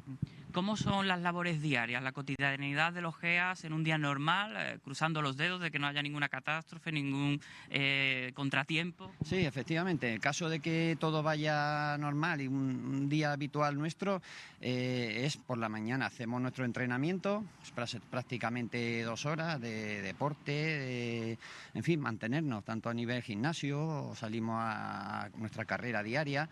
Y después, pues mantenimiento, mucho mantenimiento de material, porque sobre todo es lo que tiene esta especialidad, es que tiene, yo creo que más material que ninguna de las otras, tanto en botellas, equipos de traje de buceo, torpedos submarinos, muchos cabos, cuerdas, y entonces todo eso es mantenerlo. Y ahora dentro de eso, pues, y en algún momento se nos requiere nuestra presencia, pues dejarlo y desplazarnos hasta el barco, que es donde lo tenemos en el puerto, y en cuestión de minutos el barco arrancar y salir para el punto de trabajo. Exactamente. El barco está constantemente en agua, preparado, pero también disponen de una embarcación pequeña para actuar en pantanos, en lugares más pequeños de dimensiones, ¿no? Sí, efectivamente. Hay sitios donde no podemos, el barco del que disponemos en el agua son 8,5 metros o 10 metros, según qué barco. No podemos sacarlo del agua. Aquí no hay rampa o remolque como para desplazarnos a la embarcación a ningún sitio. Y en este caso en particular, aquí en Ceuta, lo que tenemos es más específico es el pantano. En el pantano sí que tenemos la embarcación, que son de 4 metros, que esa llevamos con el remolque hasta la zona, y allí entre el grupo con 4 podemos, aunque sea campo a través, echarlo y desplazarlo al pantano. Además de la búsqueda en situaciones de catástrofe de cadáveres, también de objetos, os encargáis del control de la vigilancia de los pecios, también realizáis actividades de supervisión. Sí, efectivamente, hacemos seguridad y protección también en eventos deportivos, en las pruebas deportivas que aquí en esta ciudad son muy frecuentes, tanto pruebas de natación en el Hacho como de navegación con piragua. Todas esas seguridades las hacemos nosotros también. Y aparte llevamos el control también de los centros de buceo, del personal que se dedica en sus ratos libres, por así decir, a bucear. Pues todo ese material que ellos llevan también lo controlamos en misión nuestra, el controlar que tengan sus revisiones al día, que tengan sus titulaciones, sus reconocimientos médicos. Luego, aparte, pues son muchas misiones, el tema de la búsqueda y desactivación de explosivos, aunque ese lo lleva más el grupo que está en Madrid, el grupo central, pero el primer frente lo ponemos nosotros, el acordonar la zona, incluso el llamar y el activar a ellos y darle nuestro apoyo. También damos apoyo al resto de unidades, bien sea civiles o militares, también se da el caso aquí con los buzos de ingenieros, también hemos trabajado y estamos siempre dispuestos en el momento que haya falta nuestro apoyo. Siempre disponible para cuando el deber les llame, pero también un componente humano y también creemos psicológico, y se ha demostrado ahora, ¿no?, en la situación de Valencia. Hablábamos a título personal con personas que tienen familiares que han estado colaborando en Valencia y que se han expuesto a encontrar cadáveres en los garajes, en las zonas, cuando se llega a estos territorios afectados. ¿Psicológicamente se está preparado o nunca se termina de estarlo para encontrarte con situaciones de este tipo? Se está preparado, pero no porque te hayan enseñado a estarlo, sino porque el servicio nuestro es muy frecuente, la recuperación de cuerpos. Entonces la experiencia es lo que te hace que estés preparado, porque no sé, al principio sí que es verdad que yo a lo largo de mi vida pues he recuperado muchos cadáveres de aquí, de unos no le he echado, o sea, se te olvida porque lo tienes más rutina, pero hay gente que ya, no sé, que hay gente que te recuerda en la memoria cada caso, no sé, el recuperar a alguien y ver la familia llorando, esperándote en el puerto a que lo lleves, y en este caso pues de Valencia igual. Claro que es muy fuerte, pero bueno, es nuestro trabajo y no puedes dejarlo todo porque emocionalmente no te encuentres bien. Hay que estar ahí, nos costará más, nos costará menos, pero hay que cumplirlo. Sois un grupo especializado y de ello no cabe duda, pero también os enfrentáis completamente a muchos riesgos. Sí, claro. No ha sido la primera vez, vamos, ya algún compañero que ha muerto por desgracia en determinados servicios, sobre todo también en inundaciones. Recuerdo un caso en Barcelona que 2 compañeros murieron en una riada también, que fueron arrollados en una cascada y golpeados por un tronco, y por desgracia, igual que nos ha pasado también, tenemos fallecidos en alguna gruta, en Almería, en fin. Bueno, pero para eso sí está ahí el grupo especializado también, para dar seguridad, refuerzo a todas las unidades que lo necesite, colaborando en todo momento. Y nosotros desde la pública agradecemos por abrirnos las puertas de este centro, aquí situado en San Amaro. Braulio Varela, muchas gracias por darnos esas pinceladas de lo que son los GEA. Sí, muchas gracias a ustedes por darnos esta visibilidad, porque es verdad que muchas veces es un trabajo que oculto, que si no salimos en los medios parece que no estamos, pero en todos los sitios donde tenemos que estar, estamos. Y eso es lo importante. Eso es lo importante, efectivamente. Muchas gracias. Le dejamos que hay muchas cosas que hacer a lo largo de la mañana. Sí, tenemos que dedicarnos mucho mantenimiento de, como le he comentado antes, de material y de, echar un vistazo a la embarcación que esté preparada siempre y que estemos siempre con todo dispuesto para que no nos surja ningún contratiempo en un momento que sea importante, claro que sí. Muchas gracias. Muchas gracias a ustedes. Pues nos quedamos con esas sensaciones de los GEAS, grupo especializado de actividades subacuáticas, siempre disponible las 24 horas del día, todo el año, con las embarcaciones preparadas, y ojalá que no sea necesario su actuación, porque eso será buena señal, Susana. Pues que así sea, Rafa. Muchísimas gracias por mostrarnos en directo cómo es el trabajo, cómo es el día a día de los GEAS. Y ahora yo invito a nuestros contertulios de hoy a viajar hasta la ciudad hermana de Melilla. Vamos a hacer una conexión doble. Vamos a conectar en directo con el magazine de Radio Televisión Melilla, Viento de Levante. Así que vamos a saludar también, aprovechar para saludar a todos los telespectadores de Melilla y a su presentadora, Marite Gallardo. Buenos días. Una conexión especial. Hola. A doble vía en los 2 programas en directo, conectados aquí en Ceuta, Viento de Levante en Melilla. Muy buenos días. Hola, muy buenos días. Pues Susana, buenos días y encantada de saludarte.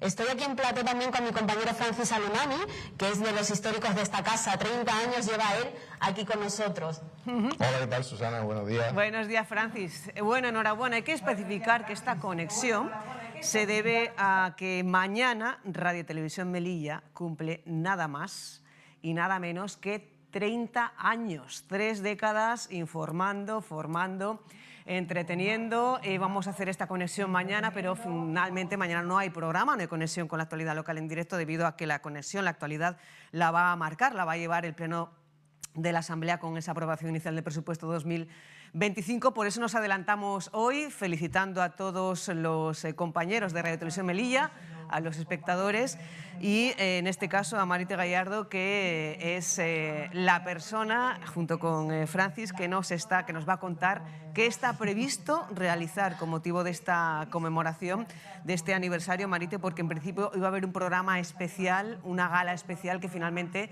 no se hace por respeto a los damnificados, a las víctimas de la DAN.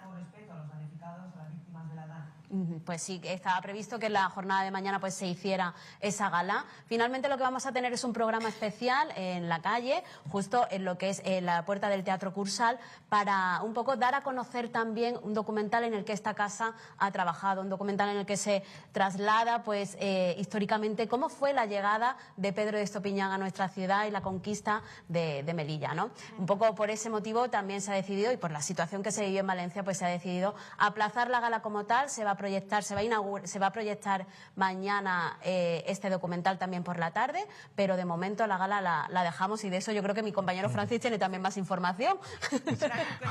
Pues sí, bueno, la gala se ha transformado. Vamos a hacer 2 programas especiales que emitiremos en nuestra programación de Navidad, y con eso pues vamos a celebrar, más que celebrar, es recordar un poco el origen de esta televisión, que hace 30 años pues nació con un montón de ilusión, muy poquita gente, muy poquitos medios, pero con muchas ganas, y la verdad es que echando la vista atrás uno se da cuenta de la cantidad de cosas que hemos hecho, la cantidad de sitios que hemos estado, bueno, una enorme lista de gente a la que hemos entrevistado. En fin, la verdad es que, bueno, son 30 años. Sí, yo tengo que decir que yo solo llevo en esta casa 7 años largos, pero aún así, ya hemos hecho muchas cosas, la verdad. Sí, bueno, pues imagínate en 30 años. En realidad, vamos a ver, nosotros empezamos oficialmente, Televisión Melilla nació en 1994. Y digo oficialmente porque fue cuando se constituyó la empresa que es Televisión Melilla, Inmusa. Información Municipal, Sociedad Anónima, ahora Radio Televisión Melilla. Pero antes de eso, de esa constitución, ya había personas, están aquí ahora mismo en realización, Miguel Pérez, Fran Pérez, Ana Gallego, Manolo Gavilán, en fin, una serie de compañeros que ya andaban haciendo sus pinitos. Y en el 94 fue cuando ya se presentó. Fue en junio exactamente del 94 cuando se presentó la primera programación de Televisión Melilla. Es decir, que ya hemos cumplido, en junio cumplimos los años, ¿no? Pero bueno, ha sido un año de celebración en los que hemos ido hablando puntualmente de la historia de Televisión Melilla, ¿no? Pero es verdad que oficialmente fue en el 94. Y nuestro primer gran reto fue en la feria. La feria de... Bueno, no, primero fue la Gran Movida. La Gran Movida y después la feria, en fin, fueron, y además, cosas, imagínate, ahora todo el mundo tiene móviles, todo esto funciona de una manera espectacular, súper rápido. Ahora estamos hablando con Ceuta, cosa que no era impensable. No, era impensable en 1994, pero es verdad que en aquel entonces hacer una feria en directo desde el centro de la ciudad, del Real de la Feria, era una cosa tecnológicamente complicadísima. O sea, prácticamente las antenas se tenían que ver, o sea, es que era un ejercicio de pura artesanía tecnológica, de verdad.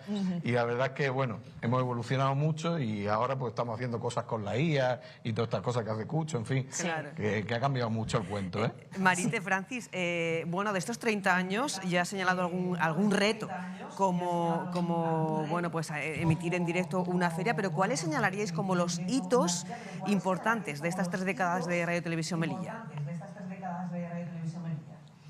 Hombre, bueno, a ver, hitos, yo, en unas imágenes que os hemos pasado, ahí se hace un poco resumen, ¿no? Y momentos, digamos, clave en los que hemos tenido que Televisión Melilla, por ejemplo, en el tema de los accidentes aéreos, en la rotura del depósito de agua, momentos muy desgraciados, ¿no?, de la historia de Melilla, pero que estuvo Televisión Melilla, éramos los ojos de todos los melillenses, o sea, no había otra opción, ¿no? Y esos momentos, la visita del rey a Melilla, que fue también una gran responsabilidad, porque Televisión Melilla tuvo que dar la señal a Televisión Española, porque no podían desplazar Televisión Española toda en la maquinaria que necesitaban hasta Melilla, y nosotros fuimos los que dimos la señal, ¿no? Es decir, hay momentos relacionados con también momentos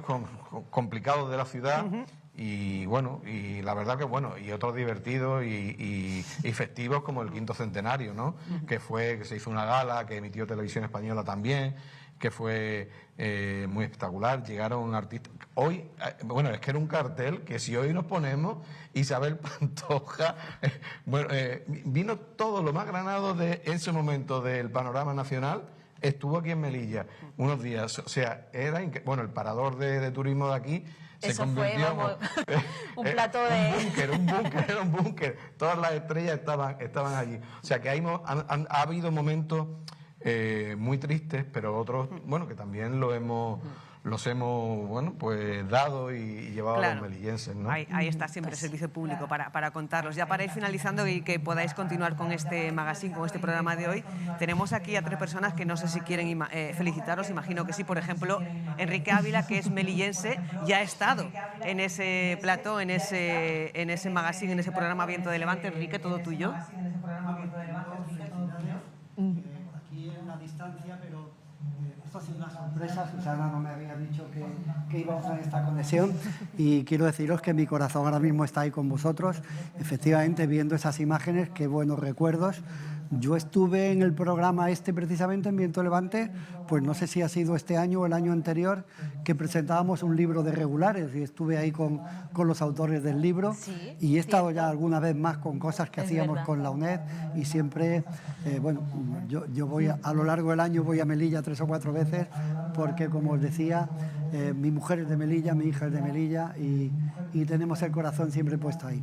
Así que enhorabuena y que dentro del dolor que tenemos a nivel nacional todos, pues que tengáis esta conmemoración que sea lo importante que merece ser. Por cierto, no Muchísimas hay gracias. gala de momento, se aplaza la gala conmemorativa del 30 aniversario, Marite, pero ayer hubo una gala benéfica en favor de los damnificados por la Dana. ¿Cómo ha ido? Pues sí, la verdad es que bastante bien. De hecho, ahora en un ratito tenemos aquí a la responsable de Cruz Roja que nos vaya a dar cifras, ¿no?, de cuánto realmente se recaudó en esa gala. Pero la verdad es que fue todo un éxito partiendo de la base de que más de 30 artistas, de forma totalmente gratuita, pues se subieron a las tablas del Teatro Cursal para ofrecer pues lo que mejor saben hacer, ¿no? O bien cantar, bailar, recitar. Y el Teatro Cursal pues se llenó. Y eso la verdad es que estuvo muy bien. Fue un momento, la verdad es que muy emotivo. Tenemos que decir que la gala le han organizado pues artistas melillenses. Televisión Melilla ha puesto su granito de arena, pues emitiéndolo en directo para que lo vieran desde casa. Pero ha sido un esfuerzo de muchísima gente y la verdad es que fue, yo creo que muy emotivo, porque hubo momentos en los que todo el público se puso en pie y sobre todo sin perder de vista el objetivo real, ¿no?, que era recaudar fondos pues para las personas que tan mal lo están pasando en estos momentos tras la dana que se ha vivido en Valencia, al igual que en otros puntos de la geografía española. Pepe, Joaquín, ¿queréis enviar un saludo y una felicitación a los compañeros de Melilla? Los felicito por este 30º aniversario. Siento que he vivido en Ceuta toda mi vida y no conozco la ciudad de Melilla y, en fin, y hago un ruego de si necesitan un tertuliano, aunque sea por un día, pues que me avisen y así tengo un motivo para llegar. Pues yo nada, sumarme a la... Pues sí, lo apuntamos. Yo sumarme a la felicitación de mis compañeros. Yo conozco Melilla, es una ciudad absolutamente preciosa que hay que conocer y nada, mi felicitación al programa y a todos los melillenses. Pues Marite, Francis, muchísimas gracias por conectar con nosotros. Seguimos en conexión, seguimos conectados. Felicidades también a todos los melillenses, a todos los telespectadores. Enhorabuena por este trabajo, a seguir cumpliendo muchísimos años y muchísimos retos más y podemos seguir compartiendo espacio, incluso tertulianos, Marite. Pues sí. Vale, apuntado está, ¿eh? O sea que cualquier día los llamamos. Muchísimas gracias a vosotros, ¿no?, por tener también esa deferencia de llamarnos, de felicitarnos y nada, y encantada que estas dos ciudades hermanas sean también hermanas en lo que son sus televisiones, ¿no? Pues encantados también de que así sea. Marite, muchísimas gracias, Francis, muchísimas gracias a todos los compañeros de Radio Televisión Melilla. Gracias. Enhorabuena y felicidades a todos los melillenses, como decimos, a seguir cumpliendo años y retos. Esta conexión en clave de felicitación, en clave de aniversario con los compañeros de Radio Televisión Melilla, 30 años, nada más y nada menos. Formando, informando y entreteniendo, en este caso a los ceutíes, en los que se han ido superando un montón de retos. Enrique, para ti ha sido una sorpresa, ¿eh? Sí, no era algo que tenía previsto al venir aquí hoy y me ha encantado, me ha emocionado. Me alegro que así haya sido y que, bueno, pues que te haya resultado emocionante esta conexión. Antes de conectar con Rafa y antes de conectar con Melilla, estábamos hablando, bueno, pues de la diferente postura que previsiblemente se va a adoptar en el presupuesto, en el pleno de presupuesto de mañana. Conocemos también ya la votación en contra de Ceuta y ya estamos hablando concretamente, bueno, pues de la posibilidad de lo que esperabais con respecto al voto de Carlos Verdejo, que previamente a las 10 va a ofrecer una rueda de prensa sobre su situación. ¿Qué creéis que va a contar en esa rueda de prensa, Enrique? Bueno, supongo que él dará una explicación de por qué ha hecho este movimiento, de dejar un partido que yo no sé si es fundador, pero desde luego si no es fundador, ha sido primera figura pues hasta el verano pasado, no, mejor dicho, el verano del año pasado, tras las elecciones, que se le relegó a un segundo plano. Quizá era una anomalía que en un partido político el portavoz del partido no fuese la cabeza del partido, que sería Juan Sergio Redondo, que es el presidente de la Junta Gestora, porque yo creo que el partido todavía está con una Junta Gestora, vamos, no sigo mucho No cómo va. está, Ya ahí ¿seguro? los cargos son electos ya, no lo sé, bueno, pero antes era una Junta Gestora lo que había. Entonces, era una anomalía normalmente en los partidos, salvo el partido que gobierna, porque el presidente del partido es presidente de la Asamblea. En los demás partidos lo normal es que el portavoz sea el jefe de filas del partido. Y era una anomalía. Pero bueno, dentro de esa anomalía, él tuvo un gran protagonismo. Para muchos era un protagonismo excesivo.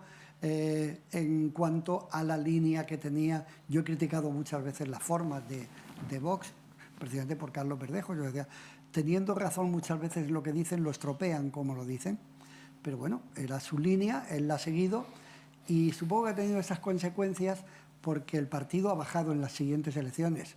Y si analizan por qué ha bajado, han debido perder voto de, yo lo llamo gente de orden. Es decir, aquellos que en su momento pudieron votar a Vox porque pensaban que en el PP no se adoptaba una línea un poco más dura, tendente a mantener el orden social me refiero, no el orden público, al ver que Vox aquí en Ceuta no solo no se preocupaba mucho del orden social, sino que era el elemento que lo alteraba, han replegado y o han vuelto al PP o se han ido a la abstención.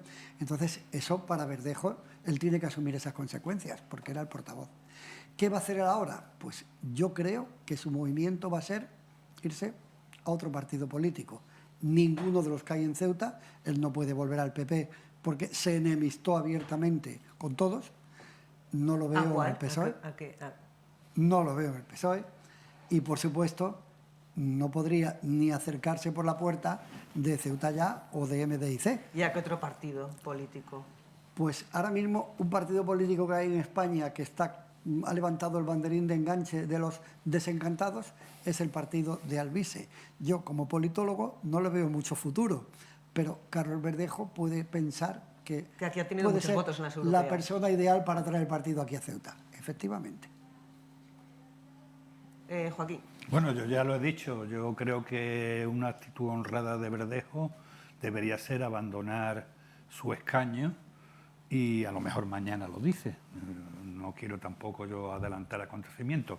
Pienso como Enrique, ha sido muy significado, las formas le han perdido y yo creo que también el fondo. Yo estoy en las antípodas totalmente. De hecho, empecé a escribir cosillas en el Facebook a favor de la multiculturalidad cuando él hablaba de la marroquinización de Ceuta, que yo la verdad, como he nacido aquí y he vivido aquí toda la vida, pues yo he visto musulmanes y marroquíes en Ceuta desde pequeño.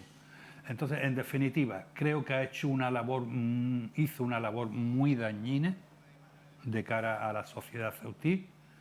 Creo que personas como él no caben en política porque le restan credibilidad democrática a la política y que creo también que terminará, si termina en política, si no termina abandonando, pues terminará con gente como Alvise Pérez y compañía, que a los que auguro también y deseo pues el fracaso más inmediato posible, porque yo sí creo firmemente en la democracia. Como creyente en la democracia creo que posiciones como las de Carlos deben respetarse porque es la suya, y en democracia todas las opiniones, mientras no sean ofensivas, caben, pero tengo que recordar que él ha tenido opiniones ofensivas, como negar, por ejemplo, a ciudadanos españoles el que sean españoles de verdad, entre comillas, porque profesen otra religión. Se acabó la fiesta, ese es el partido de Luis Alvise Pérez, que consiguió en Ceuta en las elecciones europeas 1.544 votos. ¿Quieres comentar algo de esto o te pregunto por el colapso y las críticas por el colapso vividas ayer a la hora de la media maratón? Bueno, ese es otro colapso, igualmente, prefiero ese colapso, este último, sí. Pues las críticas, te refieres a... Mira, precisamente ayer me sentí dolido e incluso escribí así alguna cosita referente a esas críticas que fueron contundentes con respecto a un evento deportivo de tanta importancia que incluso vino mucha gente de fuera y demás, ¿no? Yo creo que a Ceuta hay que quererla un poquito más, sobre todo la gente de aquí. Los ceutíes, los caballas deben querer un poquito más a su tierra. Yo lo he dicho muchas veces, yo soy de Sevilla y esto que ocurrió ayer ocurre de manera constante en Sevilla y nos lo tomamos a guasa. Nos resulta muy divertido pensar la posibilidad de que por medio de una maratón pase la Virgen Macarena y no pasa nada, nos reímos. Entonces, hay que tomarse las cosas con un poquito de más tranquilidad. No todo es necesariamente criticable y yo creo que Ceuta merece mucho más por parte de, hablamos constantemente por parte de los políticos y por parte de la ciudadanía también, hay que quererlo un poquito más. No pasa nada porque se forme un colapso, en fin, un colapso de minutos, ¿no? Por otra parte, y fundamentalmente por una cuestión de índole deportiva también, es decir, que no es que una persona, o sea, que no es que se haya formado ese colapso y hayamos tenido la desgracia de que no han podido acudir al médico, no, es que iban a otro evento deportivo, no pasa nada, se aparca, se va uno andando, en fin, tampoco pasa nada. Tampoco está tan lejos el Murube, ¿no? Por favor, un paseíto. Si queréis decir algo brevemente, como mucho 10 segundos, que nos vamos a informativo. Pues esto, que si estamos luchando por traer turismo y está funcionando muy bien el turismo deportivo en Ceuta, vamos a apoyar todos un poco. Joaquín, rápido. Yo he visto las críticas y van en el sentido de que la gente no estaba avisada, por lo tanto que otra vez se avise con más rapidez. Y la segunda porque coincidió con otro evento deportivo que era el partido del Ceuta. Evitando esas cosas, cualquier evento deportivo que se haga en Ceuta es bueno para Ceuta. Muchísimas gracias, Pepe, Joaquín y Enrique. Seguimos en conexión para seguir analizando y comentando cosas de actualidad. Gracias. Gracias a ti, Susana. Raúl Llamas, buenos días de lunes. Avánzanos estas noticias preparadas para hoy, lunes 18 de noviembre a las 2 de la tarde. ¿Qué tal, Susana? Pues sí, hoy el lunes, desgraciadamente, vamos a hablar de lo que vamos a dar en el informativo. Por ejemplo, ese sí de los presupuestos generales, de los presupuestos de la ciudad autónoma. Ese PSOE que daba una rueda de prensa a las 11 y tal y como se esperaba, anunciaba el sí a los presupuestos, se defendía que este voto afirmativo es porque se han incluido todas sus propuestas, unas propuestas que, según ha dicho, van a mejorar el presupuesto de Vivas, por lo tanto, va a votar que sí. Y también vamos a hablar de una operación policial que les avanzábamos el pasado 6 de noviembre, día que se producía un registro en una vivienda de la Cuesta Parisiana. Ese día dábamos pocos detalles, pero hoy ya la Policía Nacional ha dado todos los detalles. Se ha tratado de una operación de desarticulación, tanto en Alicante como en Ceuta, de una organización criminal que captaba mediante engaño a jóvenes y menores extranjeros para participar en la Liga Española. Han sido detenidas 12 personas y nos lo va a contar la portavoz del Cuerpo Nacional de Policía en Alicante, Susana. Gracias, Raúl. Nosotros... que captaba mediante engaño a jóvenes y menores extranjeros para jugar en la Liga Profesional de Fútbol Española. El operativo, desarrollado en las provincias de Alicante y Ceuta, ha permitido la detención de 12 personas por delitos contra los derechos de los trabajadores, abandono de menores, estafa y pertenencia a organización criminal. La organización estaba constituida por miembros de nacionalidad española y colombiana, contando con una dilatada experiencia en el mundo del deporte, concretamente en el fútbol. El modus operandi era el siguiente: captaban a los jóvenes en sus países de origen, todos ellos con escaso o nulo interés en el nivel futbolístico, bajo la promesa de regularizar su situación en España y jugar en la Liga Española de Fútbol. Todo ello previo pago de unos 2.000 euros. Para ganarse la confianza de las víctimas, actuaban a través de una supuesta agencia de representación de futbolistas, cuyos colaboradores formaban parte de igual modo de la estructura criminal investigada. Una vez en España, se les exigía de manera mensual más importes económicos en concepto de alojamiento y manutención, dejándoles en completo desamparo si no efectuaban el pago. Hasta la fecha han sido identificadas un total de 50 víctimas, todos ellos de edades comprendidas entre los 16 y 21 años, procedentes principalmente de países sudamericanos, y se estima que el dinero estafado por este entramado delincuencial asciende a unos 100.000 euros. Los detenidos de nacionalidades española y colombiana, de entre 30 y 50 años de edad, fueron puestos a disposición de los juzgados de instrucción de guardia de las localidades de Orihuela, Elche y Ceuta. Pues eso, Susana, era lo que nos ha contado la portavoz del Cuerpo Nacional de Policía en Alicante, como decimos, de esa operación policial que ha tenido lugar en la provincia de Alicante y en Ceuta, y luego ampliaremos en el informativo. Susana. Pues muchísimas gracias, Raúl. Estaremos pendientes de esa primera edición a las 2, la segunda a partir de las 8:30. Mientras tanto, toda la información en la página web rtvc.es. Nos vamos, eso sí, hasta el miércoles. Recuerden que mañana, desde las 9:30 de la mañana, van a poder seguir en directo aquí el pleno de aprobación inicial del presupuesto de la ciudad 2025. Por ese motivo, la conexión de Conectados vuelve aquí a la pública el miércoles a las 10 de la mañana. Así que ya lo saben, en cualquier caso pueden seguir conectados con todas las informaciones en la página web rtvc.es. Nos vamos dándoles las gracias por acompañarnos y celebrando con los compañeros de Radio Televisión Melilla ese 30 aniversario, 30 años que de forma oficial cumplen mañana.